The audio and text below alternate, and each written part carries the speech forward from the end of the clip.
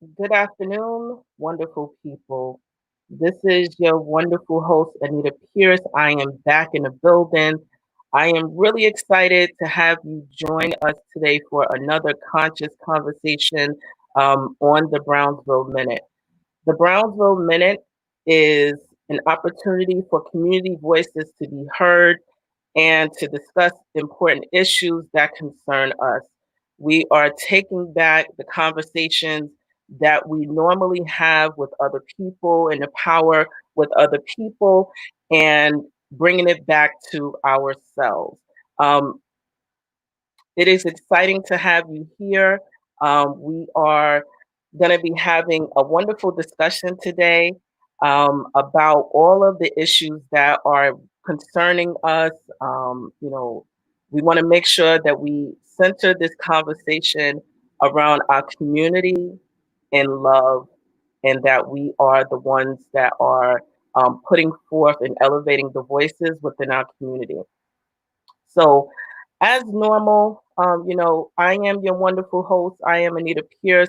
I am the founder and owner of 11375, which is a New York based consulting firm that partners with community based organizations, government agencies, nonprofits, and other corporations to help with business optimizations and also strategies. Some of the ways that we're able to conduct our business now virtually is to provide workshops, workforce development, financial education, entrepreneurship training, and also business trainings as well. So if you are in need of someone who can help to support your business with business optimization, to help with business and brand strategy, please consider 11375, and we will be more than happy to help you out. So before we bring on our first guest, I am going to go through a number of wonderful things that are happening within our community. Today is June 13th, and some of you may be wondering, okay, so today's June 13th. What's the big deal? Well, early voter starts today. So I am going to put on a reminder that you have the opportunity to be able to exercise your vote. June 13th, you can start voting. Right now, since we have been under quarantine, it is important that you know that you can still have the opportunity to be able to exercise your vote.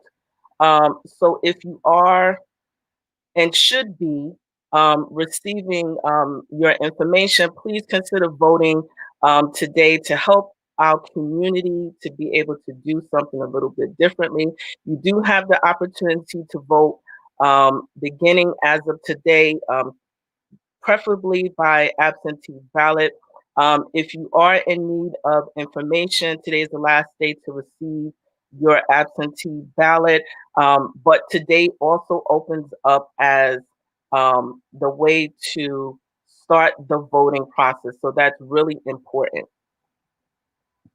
Another thing I want to mention is last week we had an extensive conversation about the census and why it is really important for us as a community residents to be participants, active participants in the census. So I'm going to put up another reminder until we understand and make sure that our voices are heard and that our community is counted. The census. It's another opportunity for us to be able to express and be counted and to have our voices heard. It is another opportunity for us to be able to have different resources come within our community.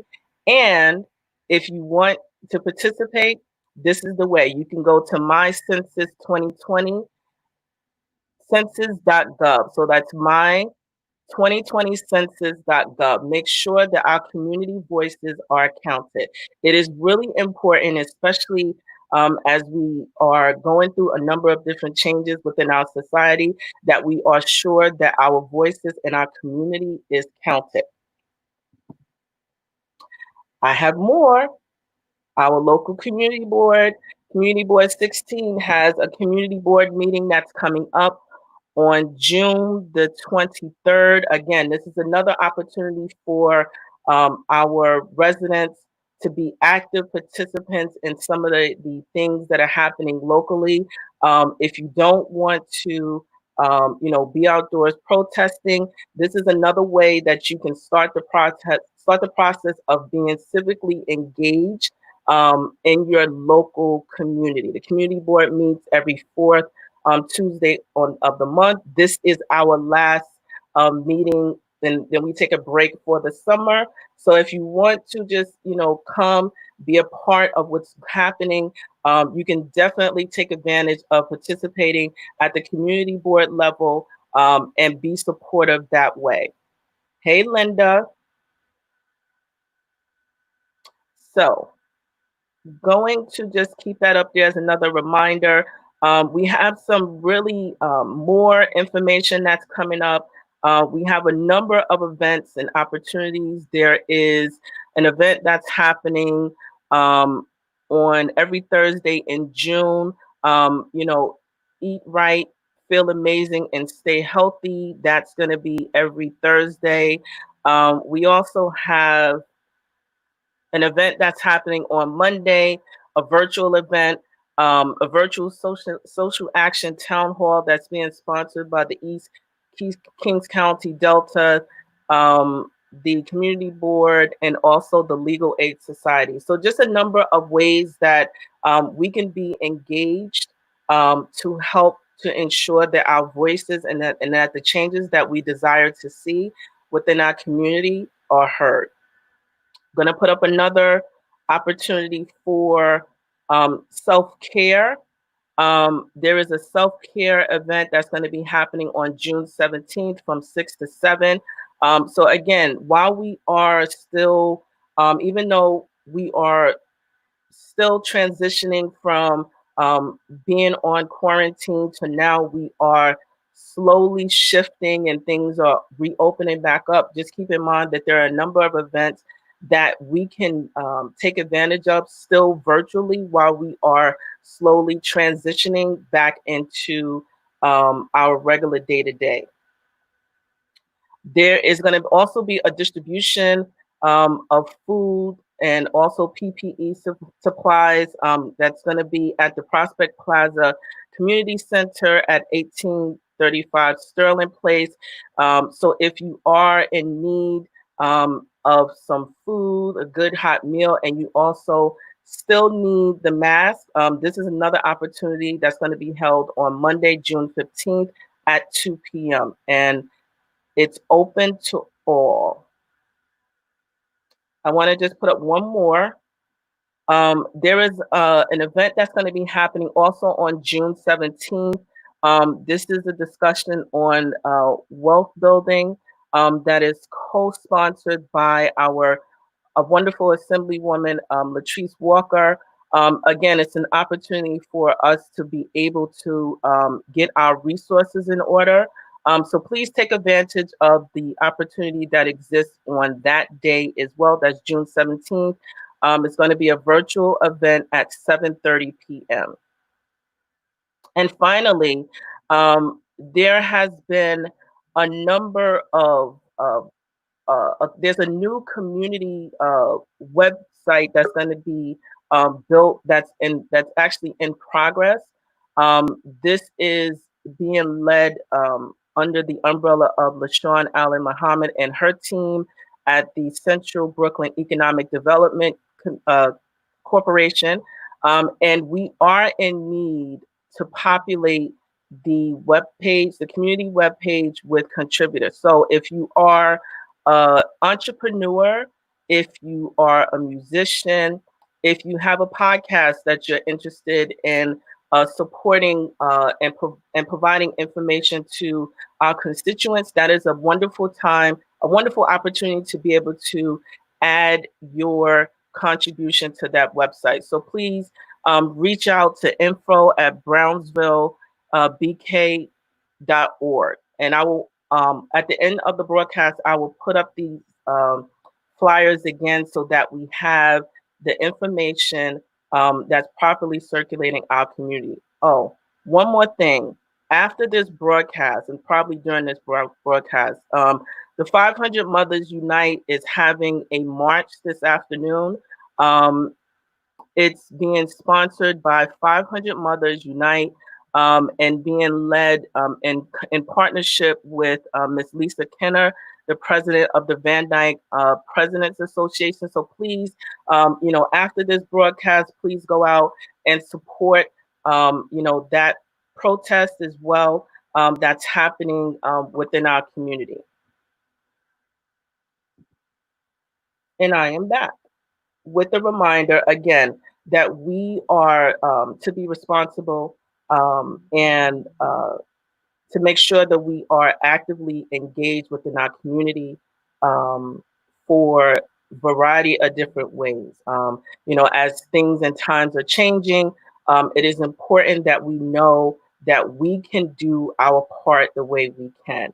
And one of the things that I've been very consistent in mentioning is making sure that you are actively participating in voting, actively participating in the census, actively participating at your local community level, which is to participate in community board meetings, and also participating on the committees as well. All of those things help to move the things that we desire to see within our community, moving them forward. So it's really important to do so.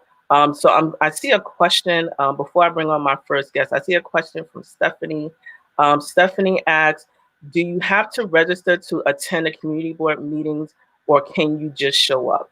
Thank you for your question, Stephanie. So while we are still under quarantine, our community board meetings are still going to be held virtually. Um, you can register to participate for this particular event. You can just show up essentially because it is virtual. It is open to the community. What I am going to do, what you can do, and also during this broadcast, is I'm going to put up the link where you can register for our community board meeting that's going to be coming up. But I'm also going to post it as well on our community board webpage on Facebook, so that you have access to the actual link that you can join us to voice your concerns. So thank you for that question. So without further ado, I am like kind of pumped because I get the good option and good distinction to be able to introduce someone who I was really introduced by my students. My students kind of was like, listen, you got to have this dude on. He's really dope and amazing. I've seen actually some of the work that he has done on Instagram and some of his products and services that he does offer. I'm just going to bring him up because I'm excited. Hey, what's going on? I'm excited. I don't think y'all know how excited I am. But without further ado, I want to introduce you all to Wavy, aka Big Dilf. If I may say that, I get to say that now. I'm like a part of the cool squad now. So shout out to all my students from BCJC, and also my nieces and nephews who was putting in a request. I'm in the cool bucket now. So hey, Wavy, how you doing? I'm doing great. How about yourself? You know what? I can't complain today. Not today. Okay. It's not worth it. It's not worth it. So I am going to start by, for those who don't know, tell the folks who you are. All right. So how y'all doing? My name is Wavy, aka the Big Dilf, as she say, which means damn, I love fatherhood because I'm a father, and I love being a father.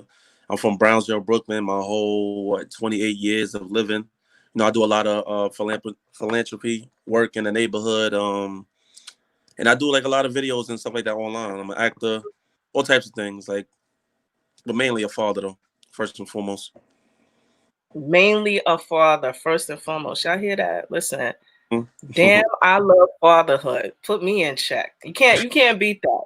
And so tell us a little bit about, besides being a dad, because, I know that as a parent myself, that's always like primary, being parents, primary. What about this entrepreneur journey? Like, tell us a little bit about, like you said, you're an actor, yeah.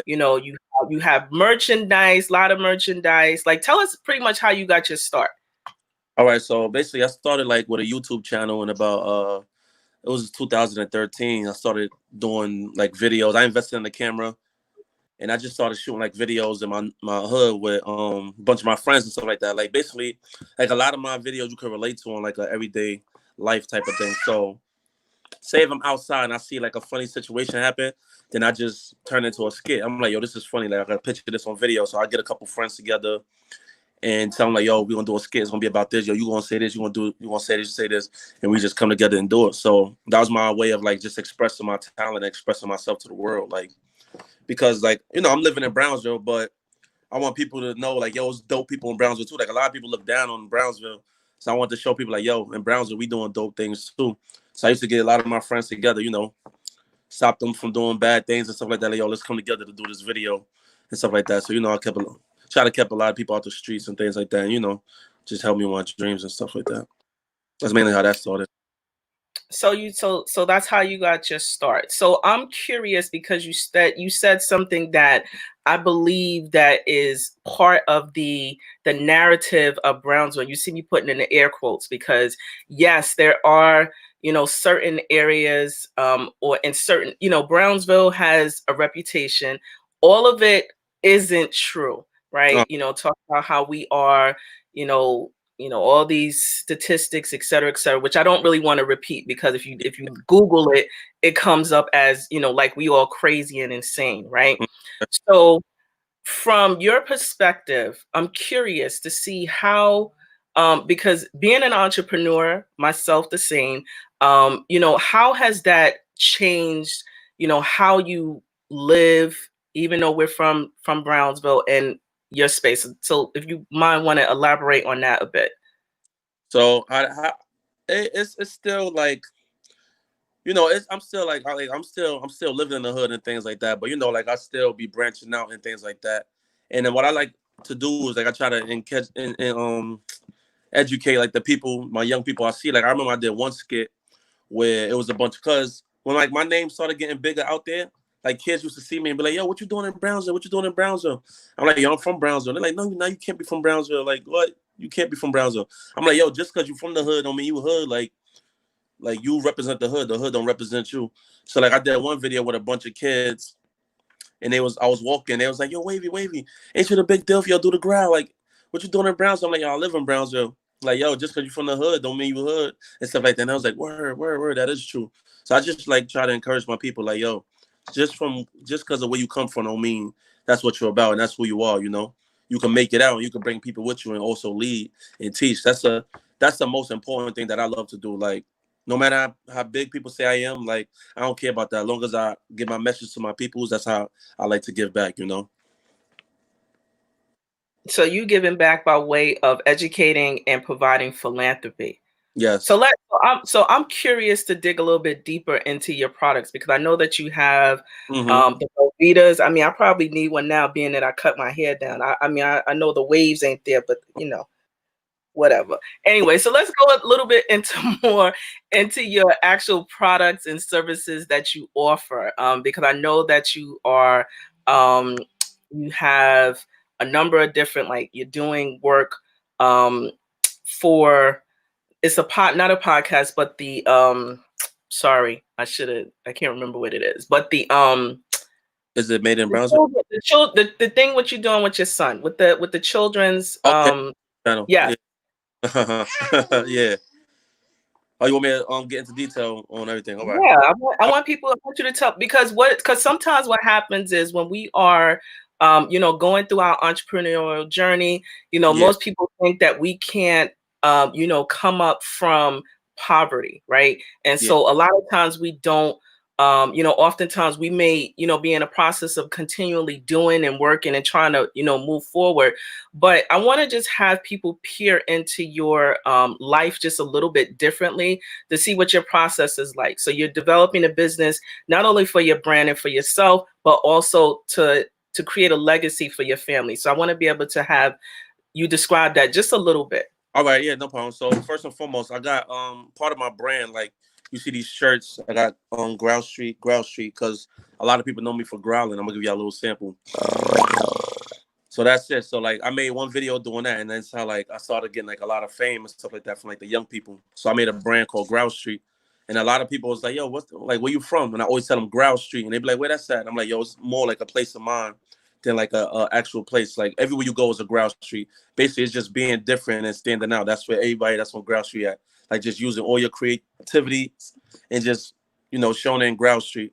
Also, I got a YouTube channel I just made that's long ago called Grown with Growly. It's like a puppet. Like since I got the whole growl thing going on, I see it gravitate towards the kids. So I'm like, that'd be cool if I get like a puppet lion and start, doing like kid shows like ABCs, 1, 2, 3s, and like lessons and stuff like that for kids. Because being here with my son, we put on YouTube all day and he just be learning from YouTube. So I'm like, y'all could do that same thing with the puppet and add the growl. Like it'll be real catchy and stuff like that for the kids. So I had started that. And the recent thing, I'm thinking about doing a YouTube channel like for my son, like just showing, him having fun and, enjoying his life. Because I also learned that kids like to watch other kids, which is weird to me because we wasn't doing that growing up. But, I'm just going with what's the new thing right now. And so you're saying essentially that, your transition from, working for someone else Yeah, has been about creating your own stimulus package and self-sufficiency for yourself, definitely. which Oh, means anybody can do it, correct? yeah, that's a fact. Come on now. Only thing stopping you is you.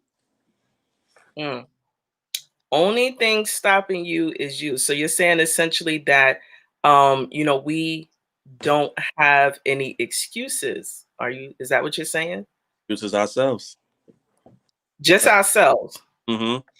Because sometimes you'll be like, yo, I want to do this and that. But then every day you're gonna keep saying, I want to do it, I want to do it. Only excuse is you. Like it's on you. You stopping yourself from doing it. Just do it. Stop talking about it. Like that's why a lot of people be seeing like, yo, what you working on, what you got going on. And I'd be like, yo, just stay tuned. Like I don't be talking too much because it's a lot of times I told people I was doing this, and that. And every time they see me, yo, what happened to this? What happened to that? I'm like, nah, I'm doing this now. Like you just look like you ain't doing nothing. So I just tell people like, yo, just watch, man. I ain't gonna talk too much. Just watch. So I don't want to give myself excuses. So you watching while you keep moving on your blessings. I hear you. Mm-hmm. You can't even knock that. So I'm gonna ask you just a different question, just a bit, Yeah. because oftentimes when we think of poverty, right? Poverty for me is a state of mind. For me, it's a state of mind, right? Okay. So when I think of that, and what the average person say that they can't, what do you believe are the necessary steps that one can take to start to move out of poverty? What inspires you to go that way? Um, to be honest, just like one, of course, now is my son and things like that. I know what I've been through growing up and stuff like that. I don't want the same for him, so that encourages me and pushes me to do better and be better as a person.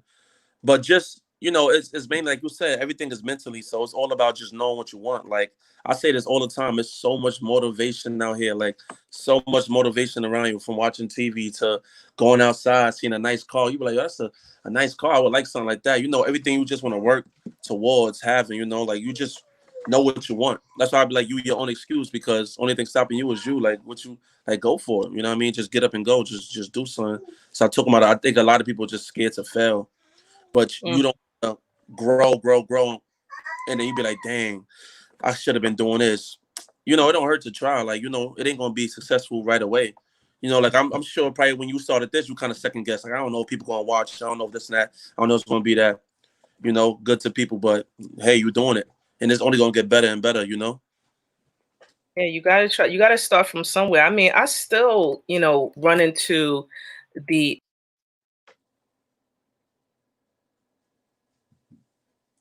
I can't even hear you. I think it broke up or something.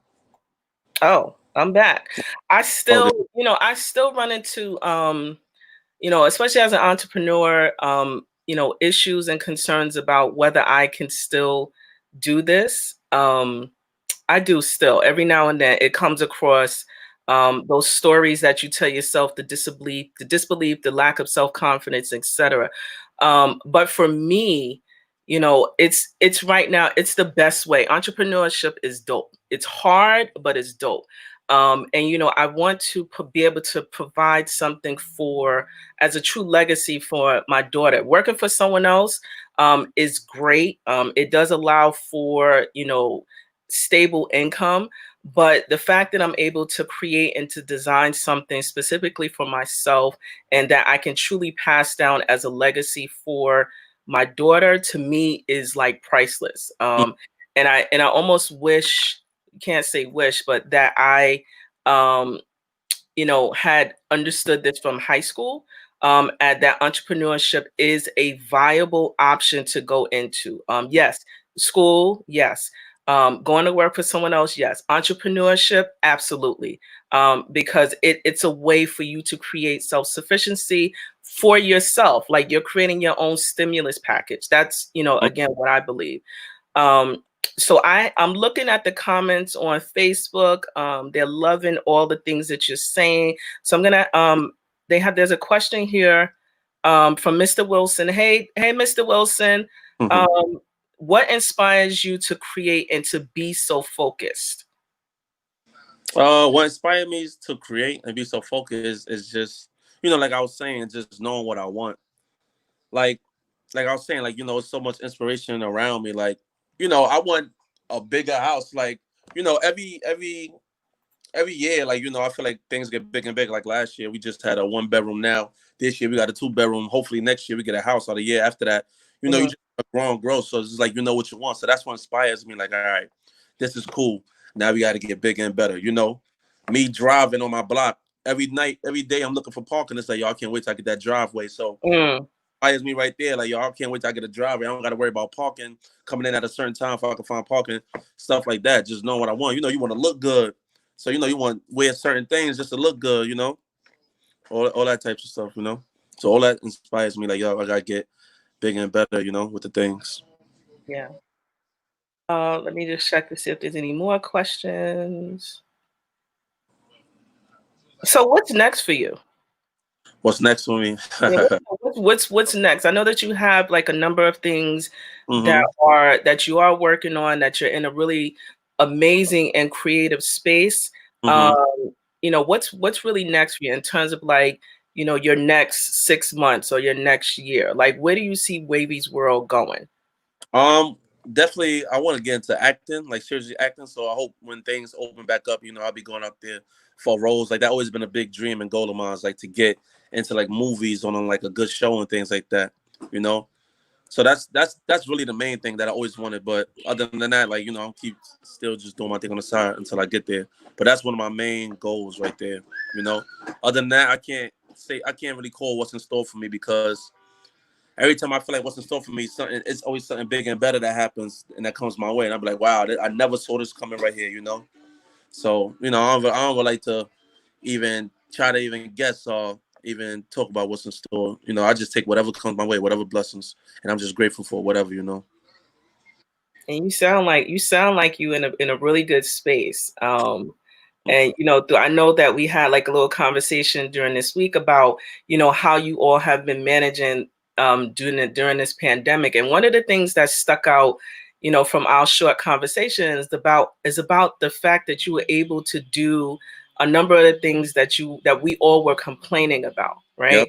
So Yep. even though this pandemic has been woo wee a challenge, it's been very interesting. Like, we're gonna have a lot to talk about in terms of what this time and space has meant for us all.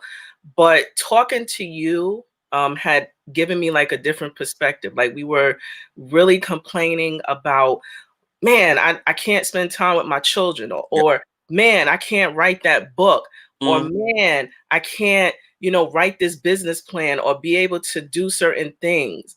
But from your perspective, you was like, listen.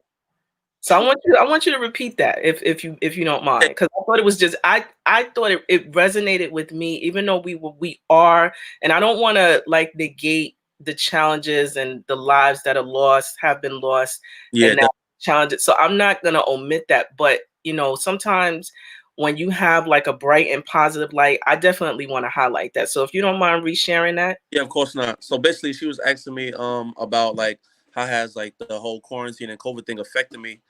And I was like, to be honest, it wasn't that bad because we work so much. Like a lot of us, like all of us, I'm sure everybody that's watching here, we all work a lot, and we don't have a lot of a lot of time for certain things that we want to do. So this kind of like slowed us down. Like I was talking to one of my boys. He's a he direct movies and stuff like that. He's always working. And I seen him recently, and he was like, "Yo, how's everything going?" This and that. I'm like, I ain't gonna lie, I can't complain. Like, and I'm like, I know you really can't complain because you always working.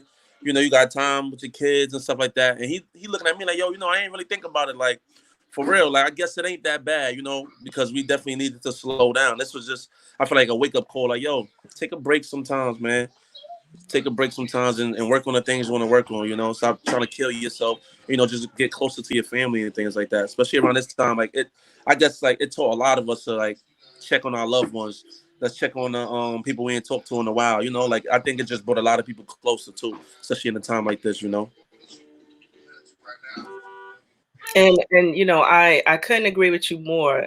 It has helped me to just really build some of my confidence and my swag about myself. Like, I think that, for the most part, we are really amazing, beautiful creatures, Mm-hmm. beautiful humans that have talent.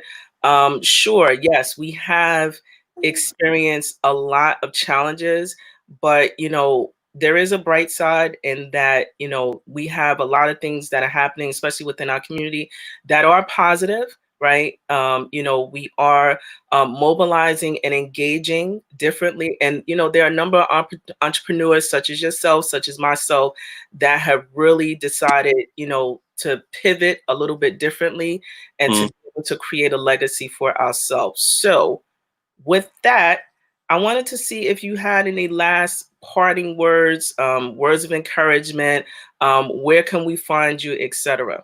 Okay.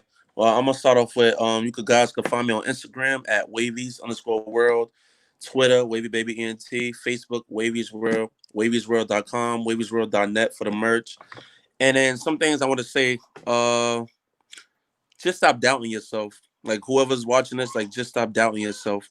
Stop telling yourself you can't do it because you don't want to look back and be like, damn, what if I did this?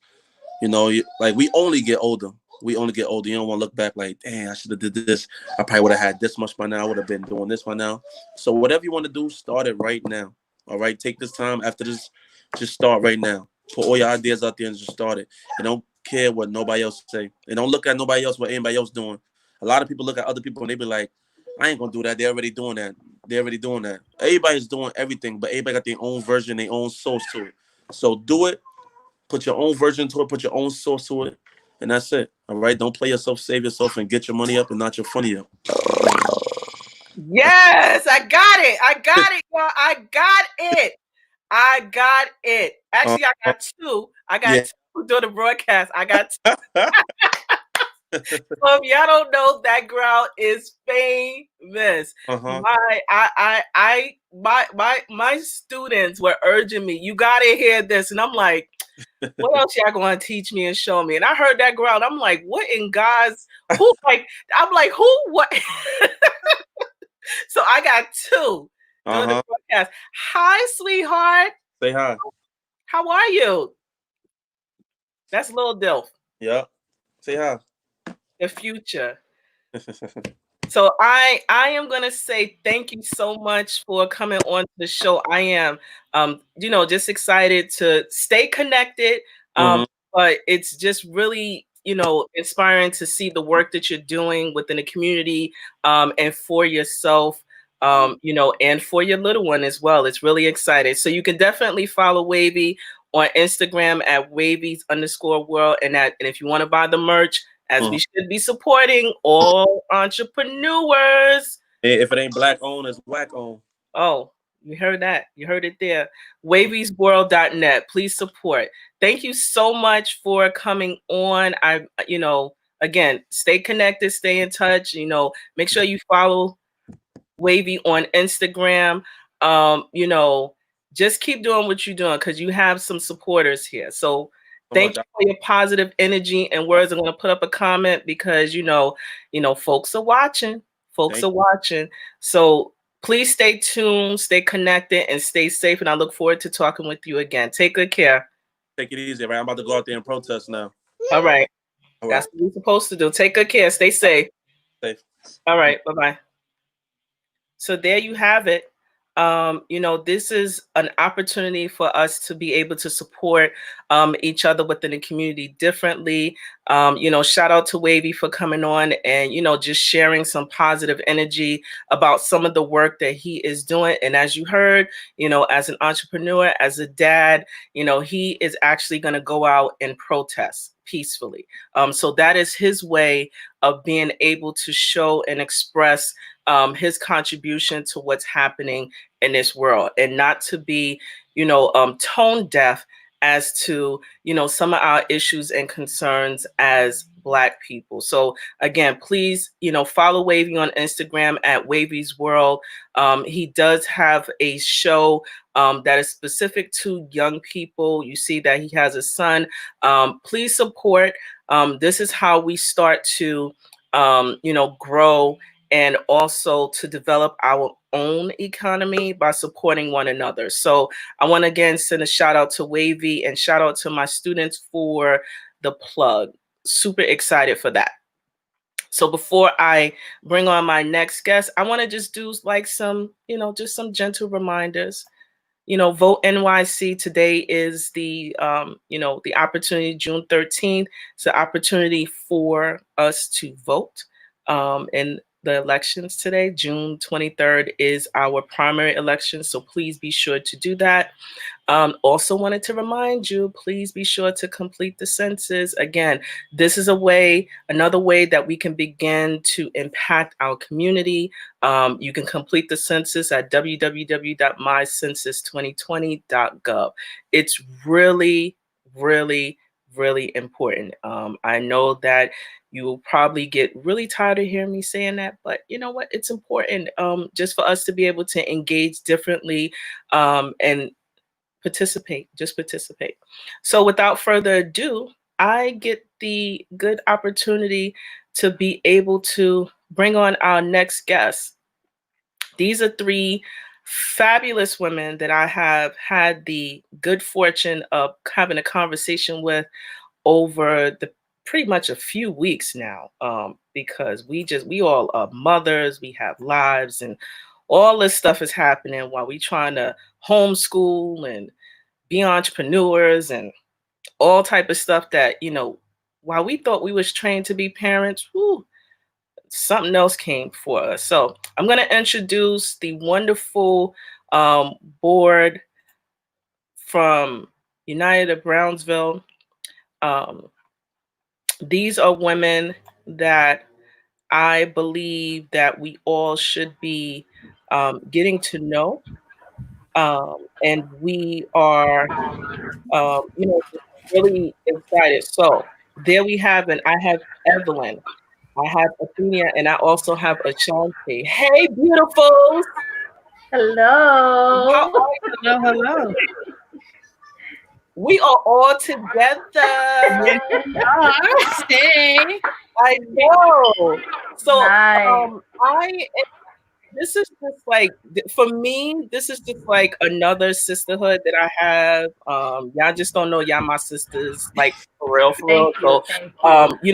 given that we all are active, in our different ways, I want to just, I'm gonna come out the scene because I know the folks probably tired of seeing me right now, but I want to give you all an opportunity to be able to, introduce yourselves, tell the audience who you are and what wonderful services that you offer to the group of Brownsville. So I'm gonna hide.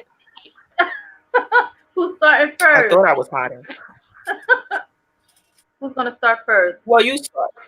You Oh, start. you want me to start? Okay. Hi everyone. My name is Evelyn Velasquez. I am a single mom of four beautiful children. I have three teenagers and one toddler. He is two. Their age range 17, 15, and 13. And Jonathan is two. I wear several hats, or maybe more. Um, myself, I don't know how I do it, but I'm doing it by the grace of God. So, what do I do? I don't even know where to start at. First, Athenia laughing at me. It's true. I don't know where to start at. Well, number one, I'm a mom, raising four children. That is a job alone that is tough. Getting to know all their different personalities from 0 to 3, 3 to 5 as they grow up is very interesting and amazing. Oh my God. Then after 13 years, 12 years, I decided to have another one, which he is 2. Don't ask how I managed to do that, but it happened, and he's here. And I think now at this point, he gave me just all the energy and inspiration to do everything, just to go out and do everything in this community. Um, I am part of United for Brownsville. I started in 2018. That's where we started at, to be on the Family Advisory Board. I am a FAB member. I am a family ambassador for them at one of our locations. We have 3 locations. I am at the Morris Compliment Center. Um, Also, I am a entrepreneur. I have my nonprofit business that is started up, which is called New Beginnings Outreach Ministry, where I collect donations from community members and different organizations that I partner with and reach out with in the community to give back to the community, to the single moms and dads that are in need of these items, which are, baby items, clothing, adult clothing, strollers, whatever I could get my hands on and that is in good condition, I give back to those. And I do a lot of outreach in the community with um, BRAC, that is the at 259 Bristol Street. I'm part of their board as well. Um, we help out in the community. I also distribute health bucks in the community to our, um, I'm sorry, my computer blocked out. So as you can see, I am very busy and I stay motivated by my children. My mom helps me a lot, and my team, the family that I work with. That's United for Brownsville. They keep me motivated and going because I love the stories that we all share at our round table, and it just inspires me to keep going, to know that what we need in our community for our children is very, very important. And we want to change the negative narrative to positive.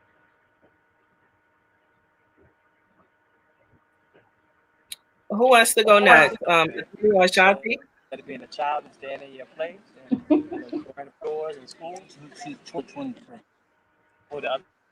That was beautiful, Evelyn. I'm not sure Awesome. if you guys can hear me Yes, because on my end it's choppy. we can hear you.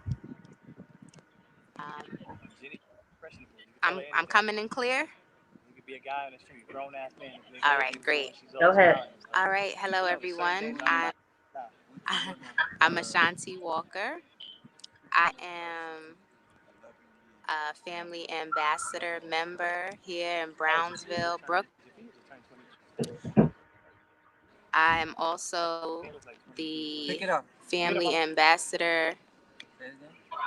Oh, I'm sorry. I'm the family ambassador here in Brownsville, Brooklyn, a part of the FAB for the Fam Co-op. And as Evelyn said, the family co-op, it definitely is our support system, keeps us going. We service children and families from 0 to 3 years old, as well as their siblings. And you can kind of compare it to a day center, but it's not a drop-off center. We are taking on the family and putting them in our learning environment, and we are all teaching our children together. Let's see what else.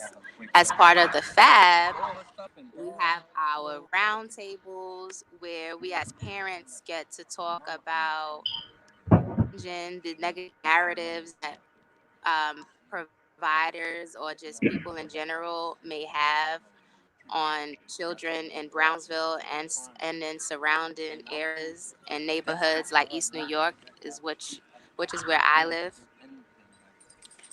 So we're going to disrupt those negative narratives by showing you this family advisory board is a board of Yes. parents who Yes. care about our children as well as the community.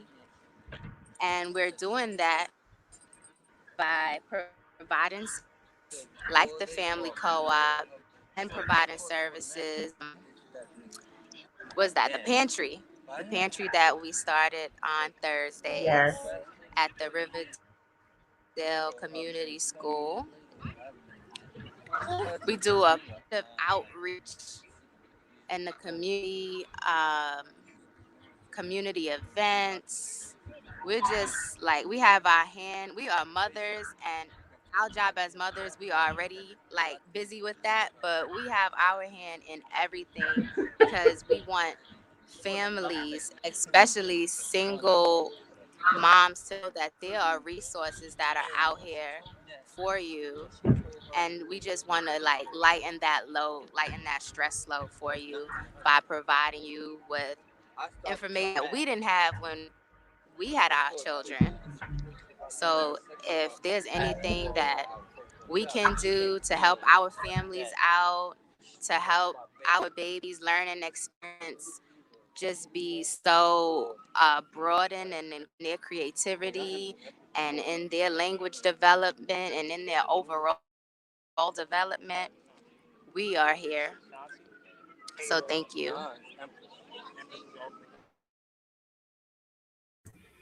Ashe, Ashe. Thank you, Ashanti and Evelyn. Hello, everyone. My name is Athenia Rodney, and I too wear many hats, as Ashanti and Evelyn both said. My position has always been to be a reliable connector, encouraging those that are not in the spotlight. So, and I've been able to do that in multiple ways. First, I'll talk about who I am. I'm a mother of three. I have an 11-year-old, a 5-year-old, and a 3-year-old girl. That is the trouble of my heart. She is also the apple in my eye. She gives me the most distinction. But I always wanted a girl, so I guess I that's what I get, right? I have my own business. I'm an entrepreneur. I have been self-employed for 11 years since my son was born. I had lost my job, and I actually got into doing balloons. And one of the things that I do with my balloon business and giving back to the community is I train and I teach young people how to do balloons for their own events and for their own activities. I do mostly corporate events, so I work with the public school systems and the charter schools, and I've created programming around balloon decorations and entertainment as well, like photo booths and DJ classes at the schools that we service in the Brownsville and East New York area. So that's one of the hats that I wear, in addition to being an event coordinator that puts together a lot of the 5Ks and large events that you'll see in the community. And as you see in my name, the other thing that I have been up to for the last 11 years is our Juneteenth event, which is coming up very soon. We always do it, although Juneteenth is celebrated on June the 19th.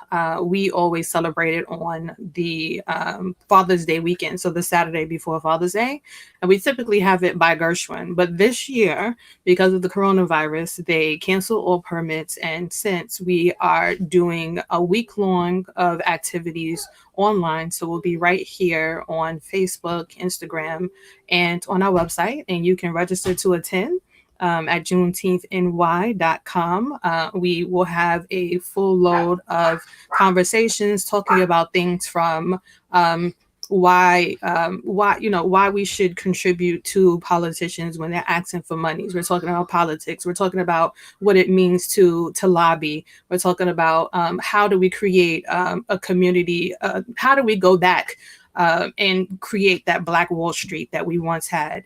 How do we come together as a community? So, and then on Saturday the 20th, we will culminate on that day in celebration of all of the things that we've talked about. In the celebration, we'll have a live DJ that'll be on. We'll have some of our community members who do arts and crafts, who have businesses in the community, who will be doing behind the scenes presentations about their business.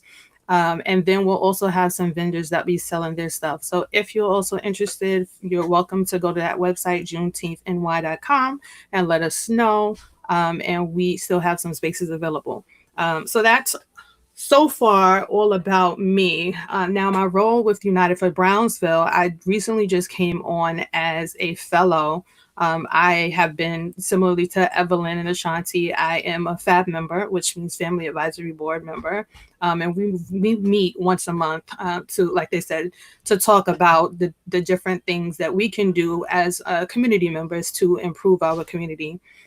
So they opened up, their goal has been, and I really have to give United for Brownsville props, because their role has really been to utilize the FAB members, the people who live, work, and go to church in the community to give back to their community in effective ways, and to be able to support us financially, since we do have families. So that, that's been a blessing in so many ways right now. So, sorry, my children just walked in, got a little. that usually happens, and they be trying to throw us off a bit. Just come on.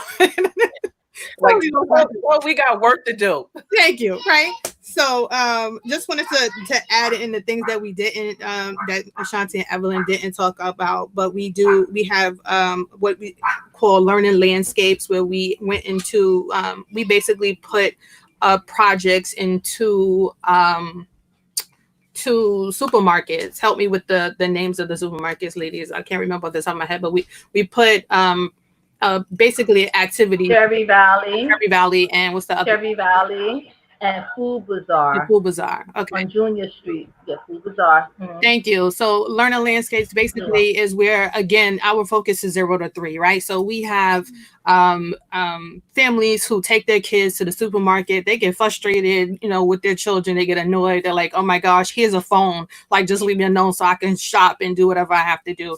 So we came up with an idea in conjunction with a couple of other organizations to basically put like a scavenger hunt, so to speak, in the supermarket. So they're different. We have partnered with the supermarket, so they're fully invested in this. And each child who participates in the scavenger hunt gets a sticker at the end of the event. So they are basically going around. They're looking for colors of different things. They're looking for different types of food in different areas. What's frozen? What's fresh? So there's stickers on the floor. There's stickers. So it's a real environment that is created to support the child in that 0 to 3, and to encourage conversation with the parents and the child as well. Also, we have Books of Brownsville. So another thing that kind of came up with us that we discussed, we're constantly in, the libraries, the supermarket, the laundromats, and welfare centers, different places that we have to sit with our children for long periods of time, the doctor's office. So we've partnered with a lot of those organizations as well, and we created book stations where families can basically take a book to read with their child while they are waiting, and it's not just idle time that they have, and that's also sponsored by a program. I think we talked about racks and the co-ops. And we created, during this coronavirus, one of the biggest things that we created was the mutual aid guide, which is basically the resources that we have in Brownsville to put them in one area so that people can find those resources and be able to utilize them. A lot of what was going on was there were things happening, nobody really knew, where to find them. So we wanted to create a local source where everybody can kind of get that information. And that's on our unitedforbrownsville.com website. And we are also doing food deliveries for those who are not able to go out and get food because of their compromised system. They have children who have different types of concerns that they just don't want to be out or can't be out in the street right now, and they want to be able to get food. So we have been providing food for them every Thursdays. We have partnered with some organizations in the community to do deliveries of food. And that's in conjunction with our RACS program over at on Riverdale. And lastly, we are doing a Corona Cares contest. So we thought one of the things that came up in conversation as well was, the mayor, the governor is talking about all of these things that's happening. The restrictions that they had. Oh, we can't be on top of each other. We have to separate if somebody gets sick. It's like, what community has the most people that is going out to work every day and has to come home to small environments? And that's ours. And so we decided to put together this contest called the Corona Cares Virus to see how families are how they're showing their care for protecting themselves and their families during their time. And it's a social media contest, and whoever submits is a 60-second video that you have to submit, and whoever wins, we're choosing 6 winners. Will win $500 for the first prize, I think $300 for the second prize, and then the third prize is $200. And we're running one contest on Facebook and one contest on Instagram, because we know that people have different platforms that they are more familiar with. So I think that's all for me as far as who I am and my roles with United for Brownsville.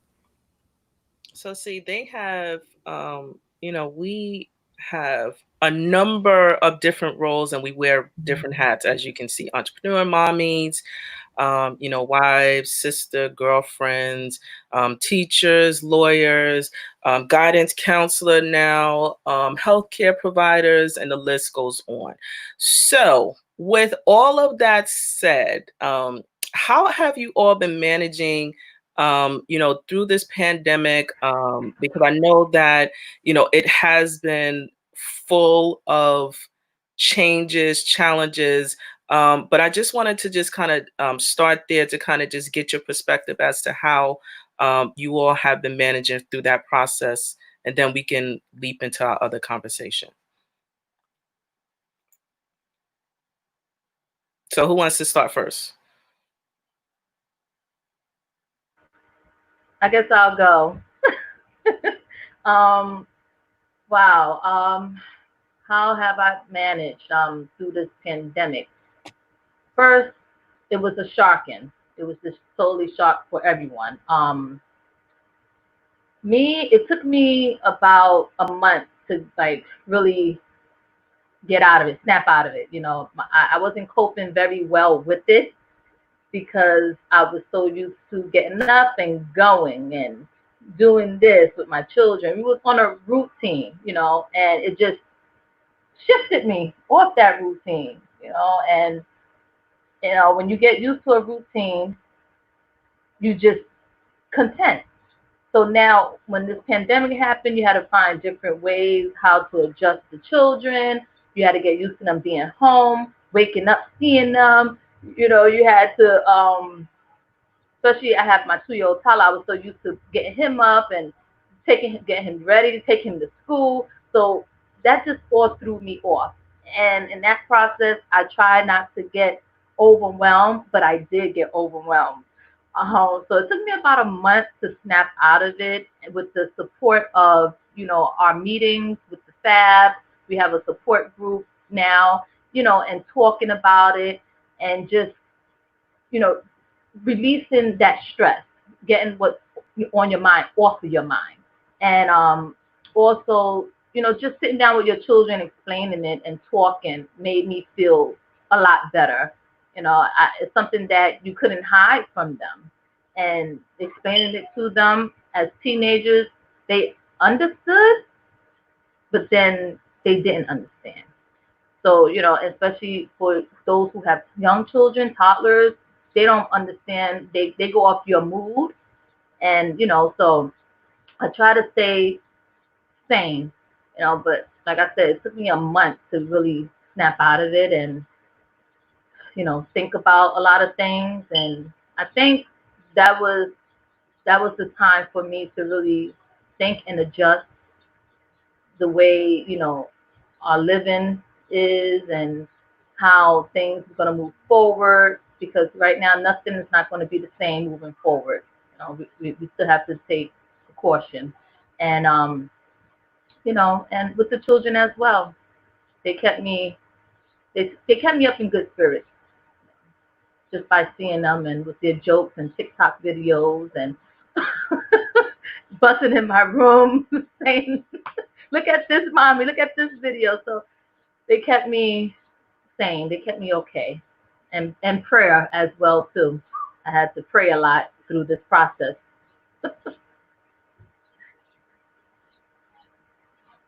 Senior. So No, I definitely agree. Go ahead, Anita. No, I was going to say, just to, kind of, piggyback off of what Evelyn said, the importance of, how do we maintain, during this process? Are we going in the closet? Are we hiding as mothers? Because, one of the things that people don't really look at, and especially as our dynamic as women, right? We're at home, for Athenia, it's good to know that you have been, self-employed for 11 years. So you're, I want to say, kind of sort of used to it, maybe not. Most people may, think that working from home is like, oh, you got it made. So, tell us how, you've been managing through this process, especially, adding on the layer as, a mom and also an entrepreneur as well. Yeah, sure. So for me, it was a different. So like I said, my biggest the biggest community that I work with are schools and businesses, and those were the first things to close down. So I actually, for the first 2 months, literally had absolutely no business coming through the doors. I had nothing happening. So we went from a 2-family household income to 1. And then my husband got the coronavirus. And he brought it, home to the family, not knowing, he works for retail. He's a retail manager. And, I ended up getting sick. The kids got sick. So it went from, his job, having to, make him stay home. And that in itself was challenging, because all of the things that were kind of going on, all of the comments, and and we got sick pretty early on in March, when things were very new and there was no real idea of how to, if people, what people were doing to survive and to get through it. And there were many nights that, I would go in the shower and just cry, because it was a lot. It was, my husband has sleep apnea, and, I was concerned with him. And, it's funny because it wasn't until after I had gone through everything that I had stopped myself to think, what if something happened to me? I kept thinking something was going to happen to my husband, but I never stopped to think, what if something happened to me? How would my kids move forward? How would my husband move forward? How would things move forward? So, those things, depression definitely crept in during that time, because, it was awkward. It was difficult to kind of reach out to people, because people were just, everybody's scared. So, to be able to even ask family members if they could, drop food off for us, or, things that people really weren't thinking about. Like, luckily we had went and got food beforehand, but for 2.5 weeks, we were sick. We were running fevers off and on for 103. We were fatigued, so we were tired. Luckily, we have an 11-year-old, and he semi knows how to, do some cooking. So one thing I definitely did post us being sick was teaching him how to, to do things. We were showing him how to do laundry and showing him how to cook more. It took a lot of the onus off of me as a parent, and it made me see that we try to be Wonder Woman too much. We try to do it all. Like, why am I trying to do it all when I do have the resources around me to help? I have my children. I have my 5-year-old can, he can do stuff. He can make cereal. Like, there were things that I was stressing myself about, like, oh my gosh, how are my children going to get food? And I had to we tapped into our savings. Like, our savings was depleted because every day we had to order food out because we couldn't cook. We couldn't get up in the morning. We couldn't get up in the afternoon. Like, we didn't know what time of day it was for a long period of time. So, those were just some of the challenges. So I would definitely say this entire process has really been an eye opener. It has helped me to, transition, to pivot my business, to try to figure out different ways. And yeah, I've been the last couple of days staying up until 4 or 5 o'clock in the morning, working earnestly because, we, as a small business owner and a minority small business owner, we were the most hit. Like, just like the Black community was the most hit with the coronavirus, we as business owners were also the most hit because that bounce back wasn't there. We didn't have, they talking about apply for these loans and apply for these grants. I think I applied for 10 to 15 loans and grants, and I still didn't get any of them. So, it's still, and then they said, oh, you can apply for unemployment. And I was like, oh, great. At least we can try to get some income in. And I'm still waiting for unemployment to be approved. So, and that was from the beginning of March. So, there's no contacts, no way to get in contact with people. So, a lot of things that we've really been working with. And I'm glad to have United for Brownsville because they were such a big support throughout this entire time. They sent care package to the house to be able to, to help. They've supported us being able to get food. And that's, I think, part where the RACS program with the food distributions came into play, and being able to do the deliveries to people who can't go outside and get it. If you have the coronavirus, we'd rather you stay home so that you're not spreading it to somebody else. So then the question becomes, how are you getting food for you and your family? And people, I don't think, were really thinking of that as a concern at the very beginning. And now it's becoming more and more prevalent. And just one last thing to note, it's been 2 months now, and my husband is still testing positive for the coronavirus. And, that's also something that's not being publicized as far as people, people being asymptomatic and people going back into the workforce. And, they're just telling you, oh, get tested. And, if you're positive, just wait it out for 14 days and then, go back to work. And if my husband would have waited out the 14 days and went back to work, he would have been asymptomatic, sitting up at work with still testing positive and maybe affecting thousands of people. So, I just say that to everyone. If you did or do have or catch the coronavirus, before you go back to work, definitely get yourself tested. And how about just stay home? Like, it's the responsible thing to do. That's me personally. That's just my comment. These are not the reflections or comment or anyone else on this broadcast. Just stay home. One of the things that I do have a question for you, Athenia, that came from one of the viewers. But just a short plug, like the coronavirus. COVID-19 has not been cured. And I know that it's warm outside, but in other states that has warm weather, Arizona, Florida, Atlanta, other places outside of New York, the numbers are spiking. And guess what? They have predominantly warm climate. So keep that in mind when you're going outside to stay safe. So not to belabor that point, I am going to put up a question. A statement and also a question. This is from Mr. Wilson. He asks, because I love the backdrop, the trouble of your heart and the apple of your eye. He said it's so poetically beautiful about your daughter. He said he's stealing that comment. That's totally fine. You may want to, put some copyrights on that, but the question that he asked was about your, your business. How did you get the idea to start the balloon business? Lots of folks want to do something entrepreneur, but don't know where to start. Yeah. He asked, do you have any advice about how to brainstorm on those ideas? Shout out to Mr. Wilson. Hey. Hey, Mr. Wilson. So definitely. So how did I get started? So I actually got thrown into the business. Like I said, I lost my job as soon as I had my eldest son, and my husband is a DJ. And hence what we were a great match with me being an event planner. And so he was asked to DJ at a new spot that was opening up downtown. And then later they found out that they needed somebody to manage the space. Mm-hmm. So I'm like, oh, great. I'm managing the space. And the person who owned the space, he, was not very good in business sense.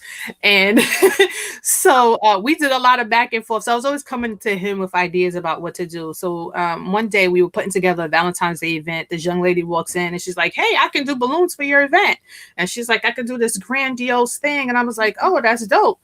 So come and try it out. So anyway, I ended up bringing her on board and making her a part of the team. And then she never showed up. I ended up getting a bunch of jobs for her and to pass along to her, and she didn't show up. So I took people's money, and I'm a person, like I said, initially when I started, I said, I'm a reliable connector, right? So I can't be a reliable connector if I'm not, being true to my word.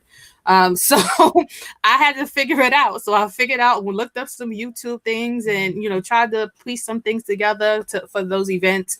And then later just went, there are balloon classes, there are balloon workshops, there are balloon seminars. There is a whole balloon world that a lot of people are not familiar with.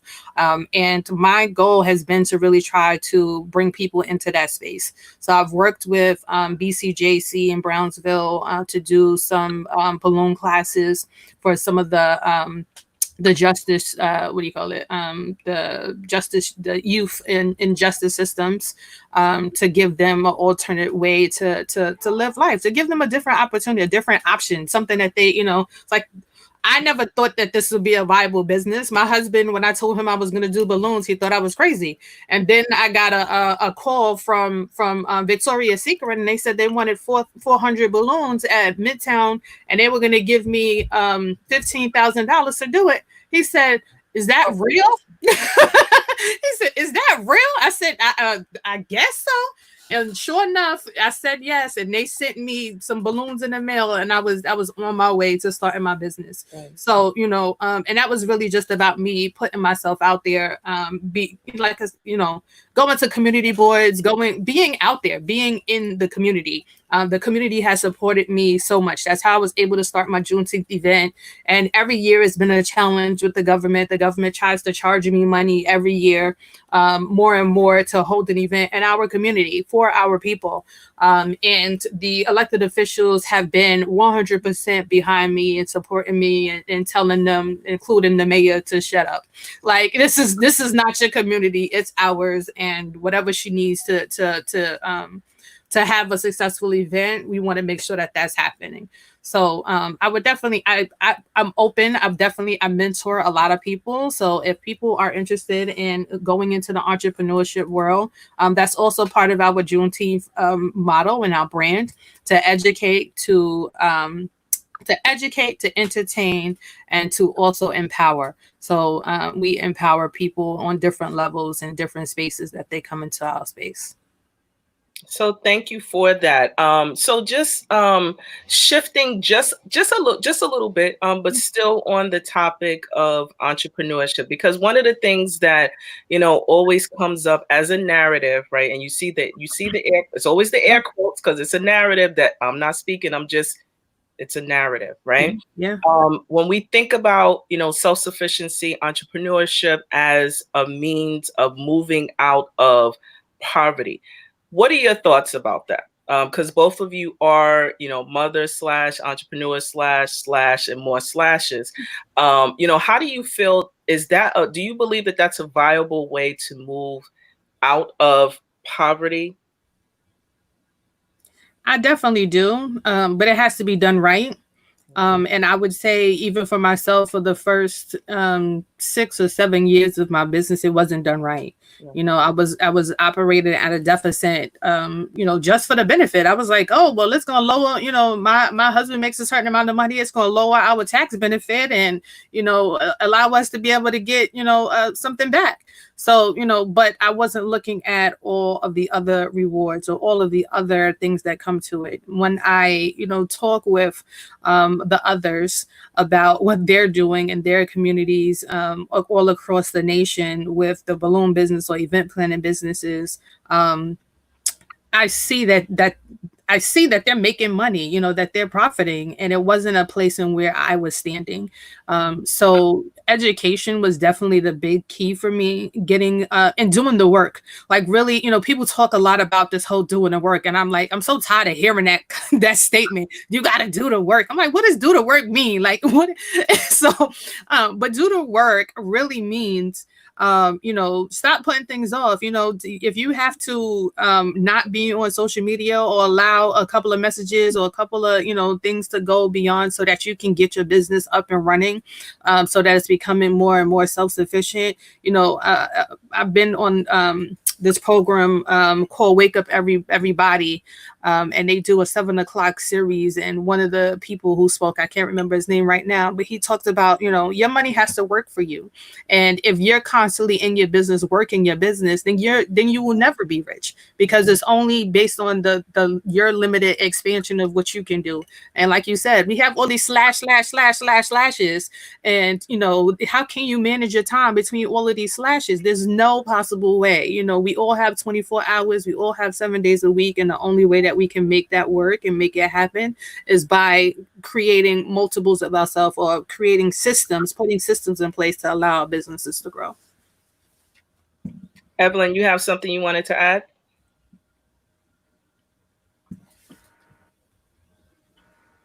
Yes. I absolutely agree with Athenia. It is true, you know, and it's not an easy journey. You know, it's hard in the process to get, you know, a lot of people behind you to help out. You know, like as for me, I started my nonprofit about in 2018 after I gave birth to my son. And I thank God for the first place that gave me a chance to vendor at their block party, and that was with Elena Martin at the Health Action Center. So, you know, I'm really happy that they gave me the opportunity to vendor there out there to promote my nonprofit and table to give back to the community. And, you know, and just like Athenia said, being moms, entrepreneurs, just having all those flashes behind us. How do we do it? How do we manage? You know, and I think, you know, we manage because we have a heart, and this is what we desire to do. And when you have the heart for something that you love and you want to reach your community and your people in the community and give back to them, it keeps you motivated, keeps you going and moving. And even though you get tired in the process, but you're still standing because you have a good support system behind you, helping you. You know, whether it's your husband, your children, different organizations that's behind you, and, you know, just getting the word out there. So coming together, you know, in the community to be one, you know, with that unity. So I have, I just wanted to add also to both of you points about the importance of, you know, when we're working as entrepreneurs, collaborations are key. We cannot forget the importance of supporting particularly other Black businesses. And, you know, I think that I mentioned this a few weeks back about how, you know, sometimes as, you know, as Black businesses, especially as when we're starting, we don't want to give each other opportunities to make a mistake, right? However, we spend our dollar in the larger big box organizations, the Walmarts, the Amazons, the et cetera. So when they make a mistake, you know, we give them, we'll stand online, you know, safely within, you know, that 6 feet, you know, physical distance to make our return. And a lot of times what happens is we are not going to, you know, take our money back and go put it somewhere else. We're going to go right around that store, look around again to buy another product within that facility.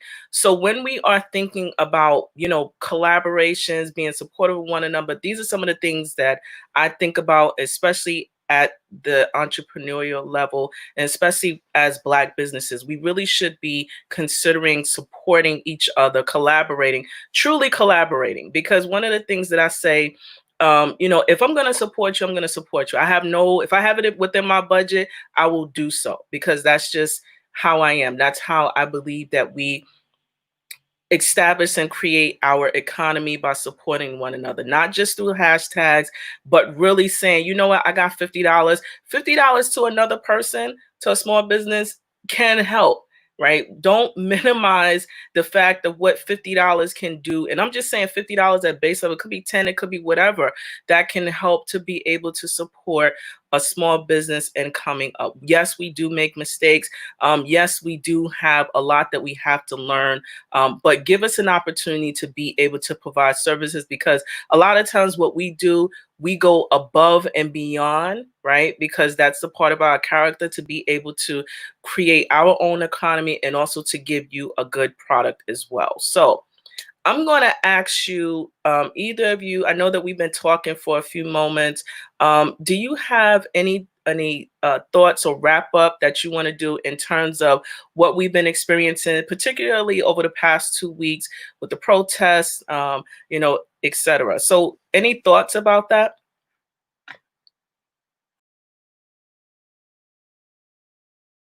You gonna go first, Evelyn? Go ahead. No, you want me to go? And yeah, if you want to cuss, cuss, These last 2 weeks have been very interesting. They have been a challenge for me. Like I have 2 boys and 1 girl, and the understanding of having to have conversations with my children at the ages that they're in right now, so that they understand what we're going through right now, was tough. It was tough. But it has forced me and my husband to learn more, to research more. What it did, highlight for us is that we don't know as much as we think we know. When it comes to being Black, and a lot of white people have a view that is grouped, and that's where that everybody has the same experiences, and we don't all have the same experiences in any form or fashion. Talking about what racism, like, we literally, we had to go and research it, because we wanted to break it down in its most literal form for our 3-year-old, and then to see how the schools, or some schools, did address it and some schools didn't address it. That in itself, to me, was an issue, because why aren't we talking about it? It's the culture right now in our world. It is the reality that we are living in. Everybody's protesting, and I want to clarify, when we're talking about the protesting versus the looting, and that having conversations with people, or seeing conversations on Facebook, and people just coming out their face and coming all left, like I was going to bat, and I'm not even that combative person. Like I was like, no, you don't even understand. I'm like, and one person, and her name wasn't in position, but I definitely reposted it on my page. She said, that the looting, we didn't start that. We got it from you. We got looting from you. We got looting from white racist people. Like when we had Black Wall Street, they came into our community and they looted. They came into our community and burnt it down and killed millions of people because they were jealous of what we were creating in our community. So to say that was something that that we created, it is unreal. Another thing that me and my husband were having a big conversation and debate on is the whole idea of laziness, right? So, I keep hearing, people are talking about like, oh, blacks are lazy and blacks are lazy. And I said, I want us to take ourselves back to slavery days and think about what a slave being lazy looked like at that time. If you were a slave, you couldn't be lazy. What like, so their definition of lazy at that time was that you got up at 6 o'clock in the morning, you were outside all day, and in the heat and the sweltering sun with little to no food, little to no water, and it was the end of the day, and you slowed down, and they called you lazy. And you know what happened to you? You got whipped. You got beat because you were slow in production. So for them to say that black people are lazy, that terminology totally it blew my mind. And having that conversation with so many people, they're like, you know what, that totally makes sense. Like, I never thought about it in that way. And they're like, well, that's not the same now. I said, no, it's not the same now, but because we've internalized what they said about calling us lazy, right? They've said that we're lazy. Then they say our words speak so much truth into our life. So whatever you speak into existence, that's what's going to happen. So if you're constantly telling people, oh, black people are lazy, black people are lazy, don't you think somebody going to eventually be lazy? And then you're talking about, oh, well, slavery. So they can be like, you know what? Well, I'm going to be lazy. Y'all said I'm lazy. I'm going to take my reparations. I'm going to take my welfare check. I'm going to stay home. I'm going to do this because y'all owe me anyway. So that's the whole mindset. Again, that becomes with the marginalization of racism. That's what it looks like. And we so coming up with those ideas and just having those conversations with people have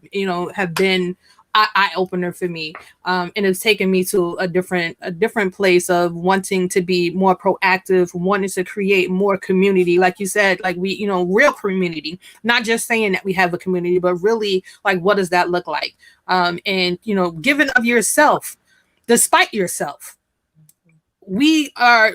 God created us to give. He created us to love. Like that's the heart of a relationship, to love and love unconditionally, not in conjunction to what you're doing for me, to love no matter what. So when I work with small business owners and especially around Juneteenth, because it's a massive thing to a lot of people. A lot of people are like, oh, the Juneteenth in East New York, like people all over Brooklyn and Queens come out to it because they're like, it's a goal for me. Like I want, and I set the standards high. I tell them, you can't come out here looking shabby. Like I'm not taking that. You're not coming out here with no plastic tablecloths. You're not coming out. You need to have some branding. You need to have uniform shirts. So we work with them. We try to get them funded. We work to support, because I want us to come out looking right. And that's not what we have. We don't have people in our community lovingly telling people that they're not right. Like you letting somebody go outside looking half a crooked letter, and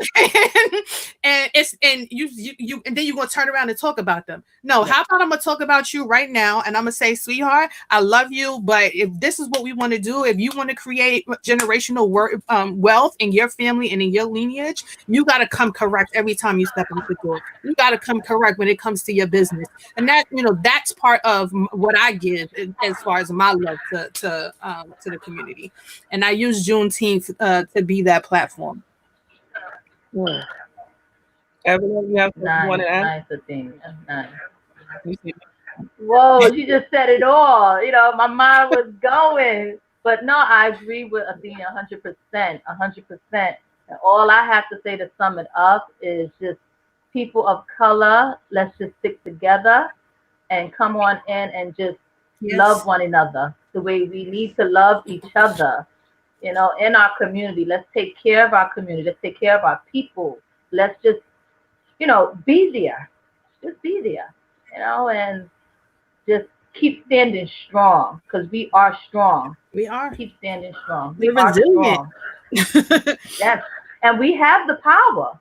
Yeah, we do. We have that power, and to, send it on down to generation and generation, our children and their children, I have 4, and my 3 teenagers, they understand what's going on. And what hurted me was that my 15-year-old son, since he played the video games, his mind is not there as much as I want it to be on the news and reading, but when I took the game from him for about 2 days, and he actually sat down and he was looking on his phone and reading the story about George Floyd. And it touched me, and I cried because he was hurt. He was really hurt. He said he heard about it, but he didn't know the whole story of what was going on. And then when he was laying on the couch reading this, and I was out, and when I came in the door and I looked at him, I knew something was wrong, but I couldn't pinpoint what was going on. I said, "What's wrong?" Something happened. I said, "I went out and I come back. Something is wrong." He said, "No." He said, "I'm hurting right now, Mommy. I'm hurting." I said, "Why are you hurting?" And then when he told me, I just paused because it was shock. I didn't know what to say at that moment. And I said, "What's wrong?" He said, "I just read the story about George Floyd and what happened." He said, "I'm so hurt by this and I'm saddened. And, I can't imagine how his family is feeling." He said, "Right now, my heart is crying." So, from a 15-year-old, it brought tears to my eyes, and it's bringing tears to my eyes now because it's a hurting feeling to see that happen live, for people to witness that. And then it has to be posted, and then children see it. So it's very difficult to explain it to your children. And I just didn't have the words to say. I couldn't say anything right then and there. But he understood, and he's like, to your own people, to your own kind, why are they doing that to us?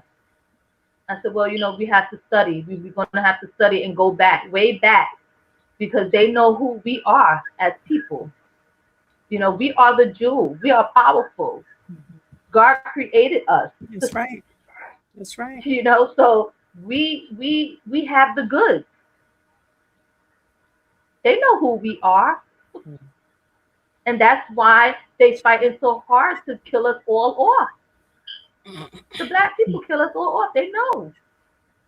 And by, me having 3 sons, I have to keep reminding them and enforcing it. This world is not your friend. I said, you're going to have some hard trials. You're going to go through. And by being a minority and a Black boy, a young boy growing up in this world, you're going to face some obstacles. And you're going to have to fight. You're going to have to fight. But you're going to come out good. You're going to come out like pearl gold. Because you're learning now. You're learning how to overcome it. That's right. And don't settle for less. Do not settle for less. That's right.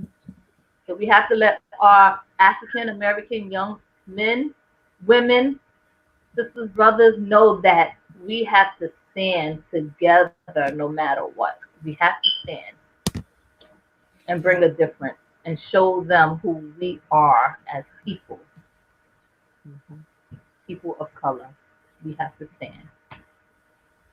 One that is centered in love, one that is centered in trusting one another, one that is, figuring out what we do at the next level, because each one of us individually, we do not have the answers alone. Collectively, we can build a community, and one that we all desire to see. So I am going to say thank you so much for, taking time out of your schedule to come on to the Brownsville Minute, to be able to share your hearts, to be able to share who you all are as it relates to, being yourselves individually, and all of the slashes that we belong to as well. I look forward to having you all come back. And Athenia and also Evelyn, I know that you have small businesses. Please be sure, to send us over information about how we can be supportive, promote the businesses that you all are doing, you're more than welcome to come back at any time on the Brownsville Minute. And I'll also, will be happy to share information that you have on my business page as well, and also as well. So I really appreciate you. I am going to, send off virtual Thank you. kisses because that's what I Thank do. you. I send hugs. I give good hugs, but I also give virtual kisses. I really look forward to Thank having you. you both come back, Thank you. and also Ashanti as well. I know that she may have lost connection, but we definitely want to have you all come back. So until next time, take good care. Please stay in touch and keep us God posted bless. about all Thank that you you. all Thank are doing. you. Thank you so much. Thank Take you. care. Thank you for creating this Bye-bye. platform. We appreciate Yes, you as well, Thank Anita. you. Anytime. Come right on back. The door is I always enjoyed myself. I Thank did as you. well. Thank you. told you it'll be fun. Take care. Be Take blessed. care. All right, Be blessed. bye-bye. Bye-bye. All right. So what's really great about when you have the opportunity to be able to connect with other mothers, other entrepreneurs within the business in the community is that you get to share common ground. We are all mothers. We are all, aiming to do better for our families going forward. And to also create the world that we want to see for our children. So I want to give a shout out to the Family Advisory Board, Athenia, Evelyn, and also Ashanti. Please be sure to check out unitedforbrownsville.org. Check out the events at juneteenthny.com and also www. I feel like it's Pneumonia. Oh, she's going to jack me up for... I'm just not going to say it, but please check it out. Read there clearly, because clearly the way my eyes are set up right now, I'm just trying to be cute today. So moving right along, I know she's going to get me, but I'm okay with that. I make mistakes too. So moving right along, I am wrapping up our show today because oftentimes we have an opportunity to be able to connect with individuals at a different level. As I mentioned, today is June 13th, and we are responsible for doing our duty. We have the opportunity to be able to talk with one of the individuals who we're going to be voting for on June 23rd. Not for nothing. Let's just go. Hi, Miss Mentor. How are you? I hear you now. Okay. Hi. All right. I want to thank you for taking time and the patience and waiting in the back room and all other stuff and just being really patient. So I just want to put out a disclaimer because most people be like, well, I didn't get an opportunity to come on the Brownsville Minute. So please be sure to note that we did extend the invitation to all of the candidates that are going to be vying for our vote on June the 23rd.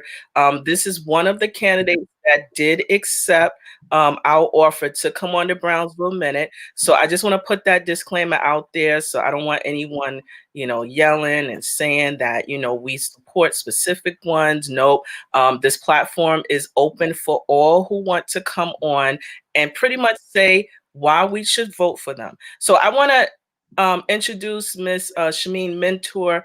Winter. Mentor? Okay. You need to correct me because clearly the way my mouth is set up right now.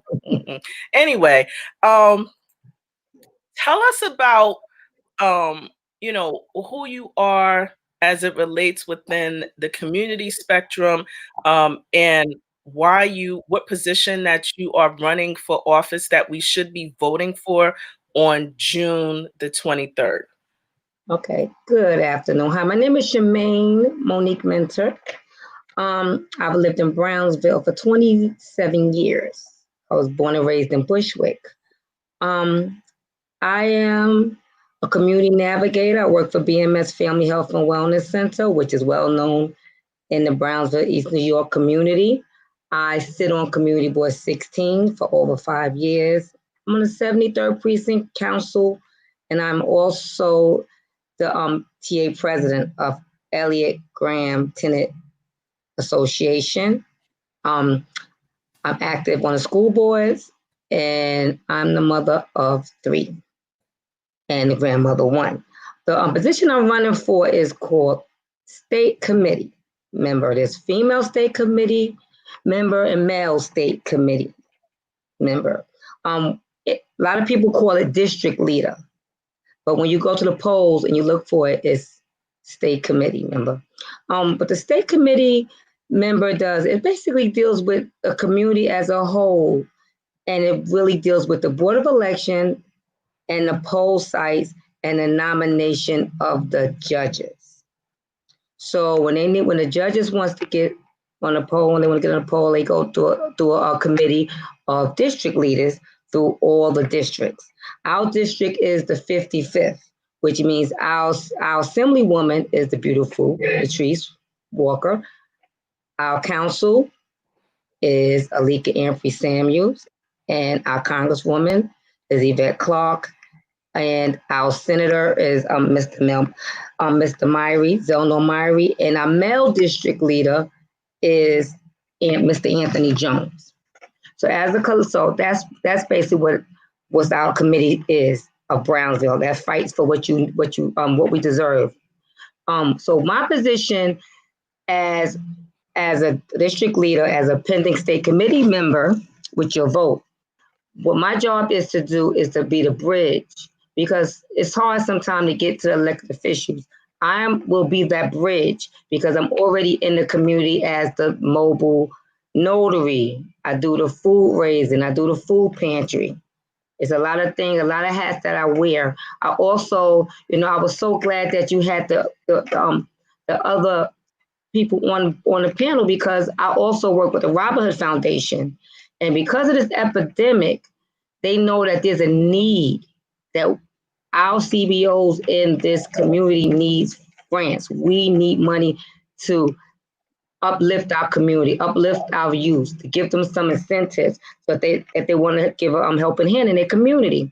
And what I do, I have been encouraged by the Robin Hood Foundation to get these CBOs to apply. And I'll do my best, most likely have done it so far, pull those proposals and go over with the higher ups to see that there's funding. But to backtrack, it's like I said, district leader, state committee basically stays within their job description is basically judges, the poll sites, to make sure our community get these jobs at the poll sites, to make sure we get jobs within the Board of Elections, and most importantly, to be the middleman between the community and the higher elected officials. So if there's something that I can solve while our elected officials are at City Hall fighting for us, and up in Albany fighting for us, and in Washington, I will be that girl. I am that girl that will get this job done for these constituents.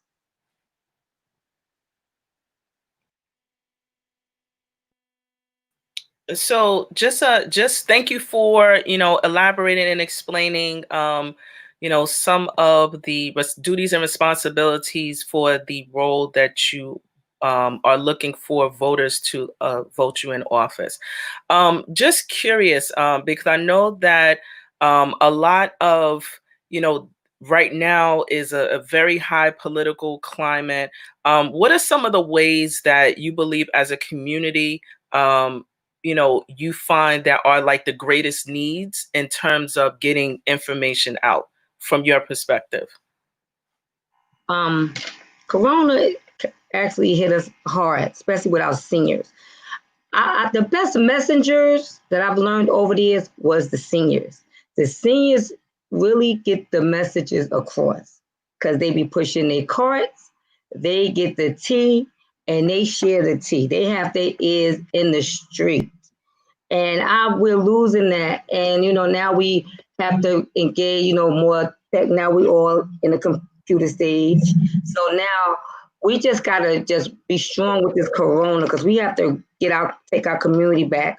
We have to make our community know that we love them and that they're safe. So what I do, I check on some seniors, I bring them food. They call me if they want to talk. You know what we need? We need that that community love. It's like we all in survival mode, and this is why even with what happened with George in Minneapolis, and I know we are so angry. But I look at the power that our people have done out there protesting. They changing laws. We have not let up since this happened. We have not let up. But on the local, we have to vote. We have to vote. I tell the community, we have to come together and vote these primaries and these locals. Because when you see garbage on the street, that's not Trump. When you see the light takes changing faster on our block than if you down in the white neighborhood, 20 seconds is 20 seconds. 20 seconds in our neighborhood is actually 10 seconds before the light change. Those are the politics. Those are the laws. Those are the things that we have to be out here that we can change. Just like we all got together with the 73rd. They cleaned house at the 73rd precinct because the community, Brownsville, wasn't having it. Our assemblywoman and our councilman wasn't having it. We was not having it. So, you know, we have the power. I love this community so much. I was at the poll sites. We're doing early voting, which started today. It ends at 4. Tomorrow it starts at 10, and it ends at 4. It's going to go all the way until Sunday. So we have hand sanitizer. I'm out there with the hand sanitizer. I'm out there with the gloves, with the face mask. I want to make sure that you have no excuse. No excuse to why you're not in there voting. I'm out there every day because I want you to know we can pull this together. If we can just come together as a community, then we definitely can take on Washington because we have over 125,000 people in this district, the 55th. And we always have the lowest turnout with the primaries. And then we say, oh, wow, nobody does nothing for us. We don't get no money because we are not accounted for, just like the census. We have to vote. We have to vote. That's our biggest protest.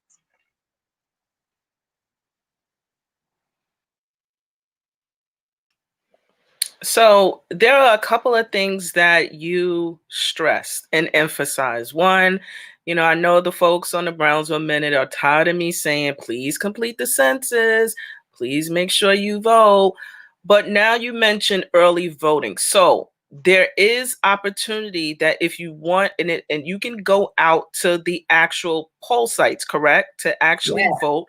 And you can complete, you know, there is an opportunity for you to go out to the poll sites. Will you be able to tell us where some of those local poll sites are that people can go out to?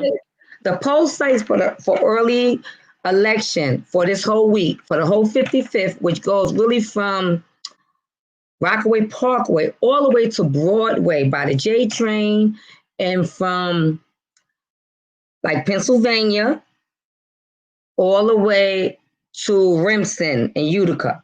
The main site for this week, the only site, is 392 Blake Avenue between Powell and Mother Gaston, which is the Brownsville, the Van Dyke Community Center. So I was over there early. People are coming out. They got up early.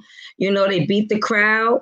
So anybody in the district, in the area, they can be in the East Flatbush part. They can be in the Bushwick part, the Ocean Hill part. Just come on down and just put your vote in. Because on the 23rd, and you may want to wait to the 23rd, it may be hectic. You know, you got the 6 feet rule.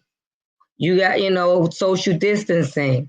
Then it may be a problem with the book, something wrong with the book. They couldn't find you, this and that. It's it's very lax. It's a little more lax when you do it this way. You have your full attention. It's in the gym. The gym is gigantic. So it's enough room that you need all that, the social distancing. It's a very big gym. And then they can take their time with you. And this whole week is going to be beautiful, but you don't know what next week holds. So don't put off tomorrow what you can do today. So on Sundays. So thank you for that. Again, because I guess the perception was that because we are under quarantine, that there were not any facilities that were going to be open to be able to go out and cast your vote. So you heard it here. And also I'm going to show the actual additional addresses in our district as well, where you can go out for early voting. So I do see a question here that I'm going to post as well. I always like to get the viewers involved. Question is from Mr. Wilson. Do you see a trend in who is not voting or showing up to participate in community events? If so, how do we encourage that segment of our community to be more engaged? That is a very good question. And yes, it is a trend. It is a trend. I know who votes and I know who don't vote. Even when they told me they voted, I know when they vote. It's documented. It's documented. They don't, and they have to get out the mindset of every 4 years. Every 4 years.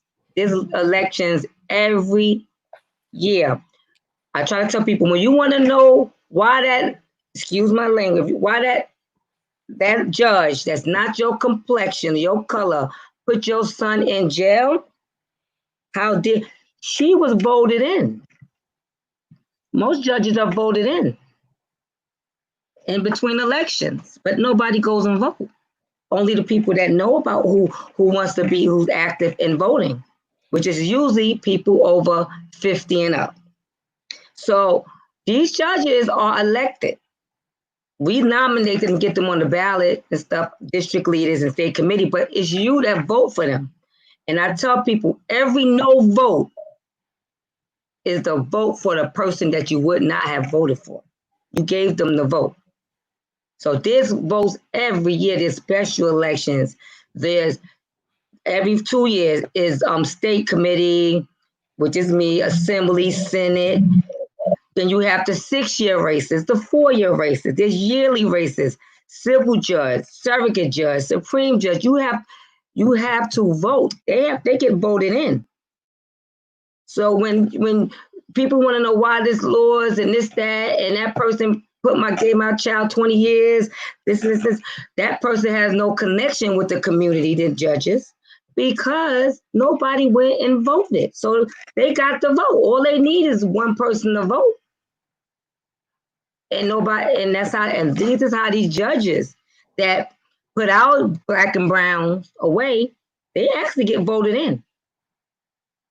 So how do we collectively get more the population that, I want to say all of us are really impacted, but for different segments of the community, how do we work to get more engagement? What are your thoughts behind that? Well, what I do, I like to talk to the men and to the brothers.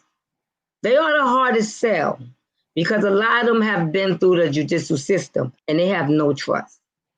And then I have to self-disclose, if you understand what I'm saying. I have to self-disclose. Mm-hmm. So they can understand it can happen to anybody. But you don't let nobody, just like Wavy said, you don't let nobody stop your dream. You don't take a no, because what you may lack in one thing, you're doing better than another. I love talking to the people. I love talking. I'm out here at night, day. I love everything about Brownsville because we are some strong people. But when we come together, we are awesome. And I saw when this COVID hit, I saw these CBOs with nothing. I saw the community come together to get this food out. People walking to the seniors, people, they carpooling. They get the food to these neighbors, these seniors. And after we already told these seniors, don't open the door for nobody, now we have to reprogram them to trust us so we can give you food. You know, we have to tell people it's okay to stay in. And if you got to come out, you know, we're going to protect you. We're going to make sure that you have the proper precautions. That's why I thank goodness for the our elected officials in the community, they know when I call for them, because I'm on the other side going towards Rutland Road. I'm by Saratoga. And it's a lot of tenements. So when I need, they come because they know it's a need. I'm not going to bother, or I try to do it myself. And when the community see me struggling by myself, they always help. I'm so proud. I'm so proud to be in Brownsville. It just, but the thing is talk. People just want to talk. Everything is talking now. People want to engage. People want to vent. People are frustrated, but they just need an ear. And we don't promise us nothing. Don't make promises. If I'm the type, if I can help you, I will help you. If I can't, I can't. But I'm going to make sure I get you to somebody that can. And if I'm not sure, I will find out. And I'll leave people hanging. Right. So I have a question. This is just a follow up to some of the trends that we have been noticing in terms of economic mobility. So let's kind of shift just a little bit from your perception, and being that you are interested in this specific position as a female state committee person. How do you feel about, or do you believe that there's a trend or a way that we can, as a community, deal with poverty and finding ways for mobility economically? Yes. I think that we spend the most money. We can find money. We just have to know how to manage. We have to know how to save. We have to know how to trust each other. We have to know how to become a team, a collective, and we have to know how to put our money together. And we have it. We have the smarts. The poverty. I think poverty to me is a mindset. I think it's a mindset. It's a mindset. To me, it's a mindset, and we have to get out of that mindset. We have to realize that you don't have to be out the hood, as they say, to be rich in the hood. So economically, we need the government to really, like the young lady said, we need our reparation. And I feel that. And I feel that there's things that's due to us that they put these challenges. They put these challenges for our people so we don't succeed. But just like I saw this week, these last 2 weeks, I'm so proud of. We can do it. Just like when the young lady was talking about the looting, it wasn't us looting. It wasn't us throwing them cocktails. It was not us. It was not us. So look how we work together. When we saw people during the march pretending to be Black Lives Matter and trying to frame them from other things and frame us for things that we were not doing, we came together as a people and we approached those people. So I know economically, if we support our businesses, our Black businesses, and we hire within, and we also groom. See, a lot of times we don't groom. If we groom our young people, let them get into that coding, stay on them, mentor them. Yes, we economic freedom. We would definitely have it. So there was a couple of things that I see that you mentioned in terms of economic mobility. One, you talked about collectively coming together, right? Two, supporting black owned businesses, really supporting Black owned businesses, and also three, educating ourselves, becoming informed about whatever processes that we need in order to be able to move up, or elevate ourselves and our souls as well. And also you mentioned particularly about coding, being actively and taking advantage of, technology and learning different tool sets because we have transitioned into a virtual space. And as it stands right now, technology, it really isn't gonna go away. We utilize our phones and, there are things that we use on a day-to-day basis that help us to be able to do business, to talk, etc. So those things are really important. Is there anything else that you wanted to add? Another thing I stand, we have to really uplift our brothers, our Black men, as we have to give them credit. We have to is let them know, don't let whatever happened in the past stay the past. We have to, us women have to be forgiving nature. We nurturers, but it's hard. It's hard. I just, when I do petitions, oh, I can't sign this, been in jail. I look at the, self-disclosure. I don't know. I can't vote. I can't, yeah. I said, no. It's not, they're gonna find me. They're not looking for you. They ain't looking for you. Don't hide. Shine. Ask for help. Shine. Demand your respect.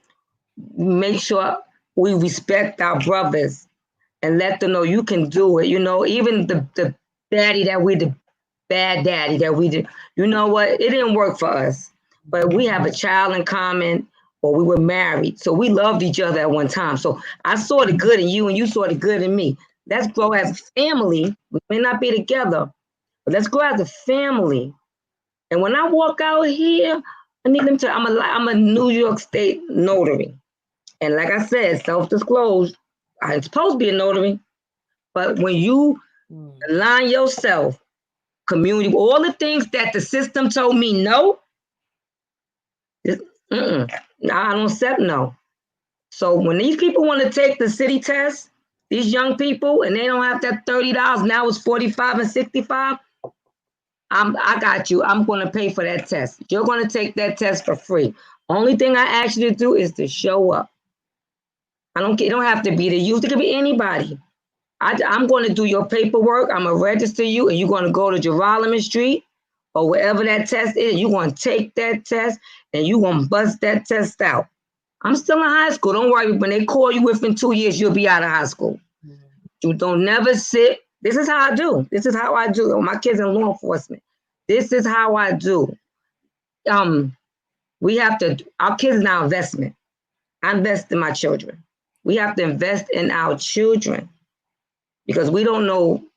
I lost my mother in a house fire March the 31st. She lived 2 blocks away. Wow.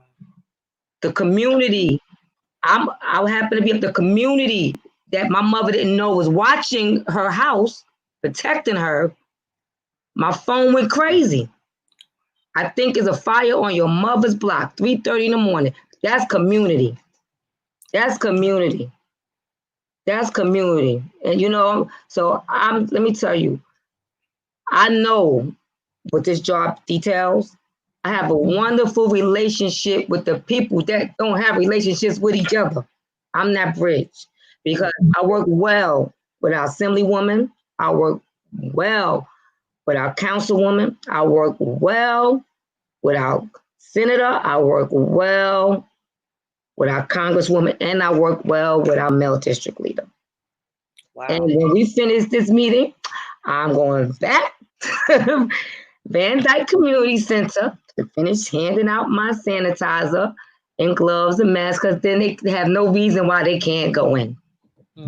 But please, everyone, in all reality, we have to vote. We got to be right now. We don't have anything. That's all we got. Our parents died. They died. I'm not a street rallier like I used to be, but I know I'm an advocate for voting because at one time I didn't have that right. I didn't have that right. I got that right. And I'm good with the computer. So I know how to ask what I was doing. When my mother passed, I couldn't even get out of bed, but my fingers worked. So when I thought whatever needed, I could, whatever input I can do, whatever my community needed, food, fresh, direct, mass, I laid in my bed crying and typing because I know what my mother would want. She didn't like politics, but she respected. She's seen how it can work. And it will work, and it will work for us. I see good things for Brownsville. I really do. I really do. Wow. I really do. I'm always taken aback when I, have, different conversations, and you start to learn more about, the heart of individuals. So, thank you for sharing, and thank you for all that you do right now for the community. Again, Shameen Monique Mentor she is actually asking us for our vote on June the 23rd. Again, she was very extensive in saying that, it's not just the elections in November. It is important for us to understand what these midterm elections involve, the judges, the state committee persons, there are other positions as well that we vote on, and that they do have a very impact locally on our local laws and policies as well. So please, be sure to consider, going out and voting on, this is actually, I'm sorry, start today, June the 13th, for early voting. It's not so crowded. The weather is nice. You will not have to be, lined up, but that, people are out there voting, but just making sure that you understand the importance of doing your part. Again, you may not be out there protesting, but this is a way and a right that we all should be exercising as citizens of Brownsville, Brooklyn. Yes. So, in wrapping up, do you have any, anything else that you want to add? Thoughts, concerns, sending out some shout outs? I just want to do a great shout out to BMS Family Health and Wellness Center, 592 Rockaway. We also have 8 locations. I'm a community navigator there, so I also want you to know that we do the COVID testing Monday to Friday from 9 to 5, right at 592 Rockaway. If you're interested, just call ahead. And it's really like a walk-in, it's an in and out. Also, I distribute food at Van Dyke Community Center on Wednesdays from 1 to 4 is fresh fruit, vegetables, and it's cooked food. So make sure you take advantage of that. Also, this Monday, we'll be at Prospect Plaza, which is on Sterling and Saratoga Eastern Parkway from 10 to 2. From 11 to 2, we'll be giving out food with the elected officials will also be there as Prospect Plaza Community Center. And we have to take care of business. Voting, I'm telling you, the power, when you vote, when you leave that place, I guarantee you'll feel the change. You will feel the change. And y'all enjoy your day and make sure you vote. Well, thank you so much. Thank for you. your time. I know that when you are passionate about what it is that you do, it comes from the heart. So I want to thank you. But I also want to show some shout outs because, the folks are out there listening. Mr. Winston. Yeah, he's consistent. Want to send a shout out to Mr. Wilson. Hey, Mr. Winston Wilson. But thank you for, your time and, show up to the polls today. You can start, exercising your right to vote. There is an opportunity to make real and significant change. So with that, I want to give you a good old hug and some wonderful kisses. And thank you for your support of the Brownsville Minute and all the work that you do within the community. Thank you. I look forward to having you on again. So please, don't be a stranger. I appreciate you so much for all you do. Thank you. All Um, right. Take good care. All right. Enjoy the rest of your day and enjoy your weekend. Take good care. bye-bye. Bye-bye. So there you have it, folks. I mean, we have a full, we had a full day today. We were on the Brownsville Minute, longer than a minute, but that's okay. We have opportunity for us to be able to exchange ideas. So I'm just going to do my roll call again. Just a couple of reminders um, about early voting. It is important that we exercise our right to vote. These are the locations. One specifically in Brownsville at the Van Dyke Community Center, beginning today at 329 Blake Avenue in the 11212 area code. We also have, they have other areas, but specifically for Brownsville, is at the Van Dyke Community Center. You will have an opportunity to practice uh, safe physical distancing. So please be sure to take yourself there to the poll. If you have not completed your absentee ballot, you have the option of doing that there today. Some other reminders: on Monday, June 15th, from 5 to 7 p.m., we have a virtual social action town hall that you can support. This is with the East Kings County Deltas, the Community Board, the Brooklyn Movement Center, and also the Legal Aid Society. This is also in partnership with City Council member Alika Ampry Samuel of the 41st District, where you can just learn about, what it means to be in this time, and how we can come together in another way through this event. So will be on Monday, June the 15th from 5 to 7 p.m. Also, on Monday as well, Ms. Mentor had mentioned about a distribution that's going to be happening with grocery, hot meals, and also PPE, masks, etc. Distribution is going to be on Monday, June 15th, beginning at 2 p.m. Please note that all participants must wear a face covering. That can be a scarf, a mask. Make sure that you do have a face covering, and also that they will have, you'll be following physical distancing guidelines with the space so that we still can remain safe while we're in this process. And this is going to be on Monday, June 15th at 2 p.m. I also wanted to send out a reminder about opportunities that you can still take advantage of while we are remaining safe indoors, even though, the world is, we are opening back up in some stages. Things are not as they are in full as of yet. So I want to be able to offer you something that's happening with the Youth Design Center, also known as Made in Brownsville.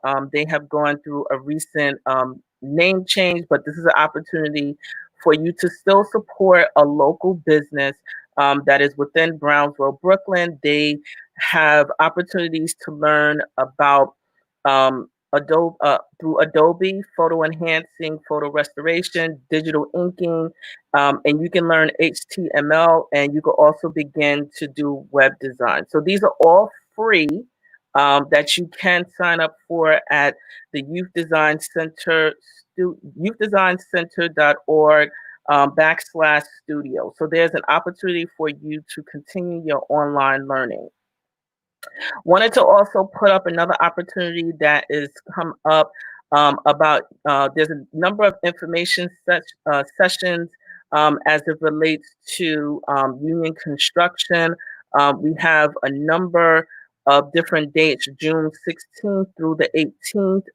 You can click on the link to be able to register. And again, this is about providing opportunities that do exist while we are still in this space. So please take advantage of all of those opportunities that exist. So this will be a Union Construction Information Center session That's going to be held on June 16th, June 17th, and June 18th at a variety of different times, respectively. So please take advantage of those opportunities next week as they exist. Wanted to also put out as well another opportunity for self-care. It is important that we still maintain self-care for ourselves so that we can help and be of use to other folks. This is going to be something that's happening over on June the 17th from 6 to 7 p.m. There's an opportunity to RSVP at selfcare-summer and eventbrite.com. And so this is an opportunity for us to be thinking about how do we better care for ourselves going forward, even though we are still in this pandemic. There has not been a cure for the virus as of yet, so self-care will be important. And also, as we've been emphasizing, the census is live. Please be sure that you are counted, and that this is one of the ways that you can engage within your community. It is important. 10 years, 10 minutes, a part of your future. Please be sure to continue to do your part in completing the census. There is another opportunity for maintaining your health. The Brooklyn Perinatal Network invites you to join a free virtual nutrition workshops that are led by community health advocates. It's actually going to be held every Thursday in June from 1:30 to 2:30 p.m. You can register, and it's going to be on their virtual website. And they also have that if you complete a survey, you'll be able to and be enrolled for a gift card. So that will be interesting to note as well. And also on June the 17th, there is a community conversation series. This is actually part 2 about how we build and protect our legacy. This is a guide to financial planning. One of the things that is really important and critical is ensuring that we all find new ways to be able to secure and maintain ourselves during this process financially, because we know we need to survive. So we can get some tips. That this particular event on June the 17th is co-sponsored by our Assemblywoman Latrice Walker, and that's going to be on June the 17th at 7:30 p.m. One more reminder about we have a call for contributors, members of the Community Board 16, Brownsville Community Justice Center, Jobs First, Central Brooklyn Economic Development Corporation, Made in Brownsville, are putting out a call to action for all entrepreneurs. We are looking for content to contribute to the new community developed community website that will have an opportunity for providing detailed information about what's happening within our community. So we are looking for contributors.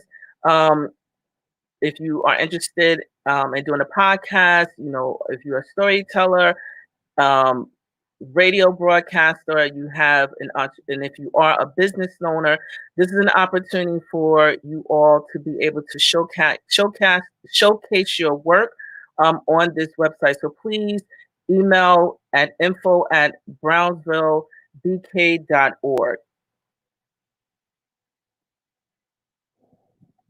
So in wrapping up today, I am, again, just thankful for, all who have taken time out of their schedule to be able to, just listen, to be able to share. This was a very full show that we had today, and am really excited to have the opportunity to be able to come to you virtually, to just be able to share what's happening within the community. Oftentimes, we are inundated with a number of information, and we are looking to find different ways to be able to reach our community residents, and this is one way.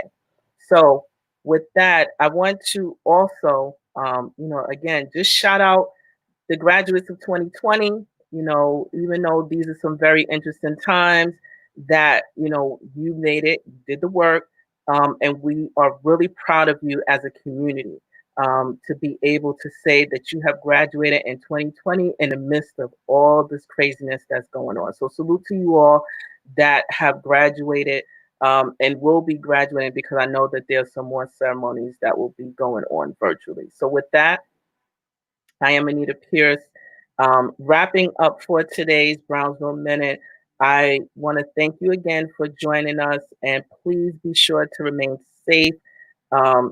Stay focused, stay active, center this time in love, and I look forward to seeing you again next week. Thank you very much for your time. Take good care.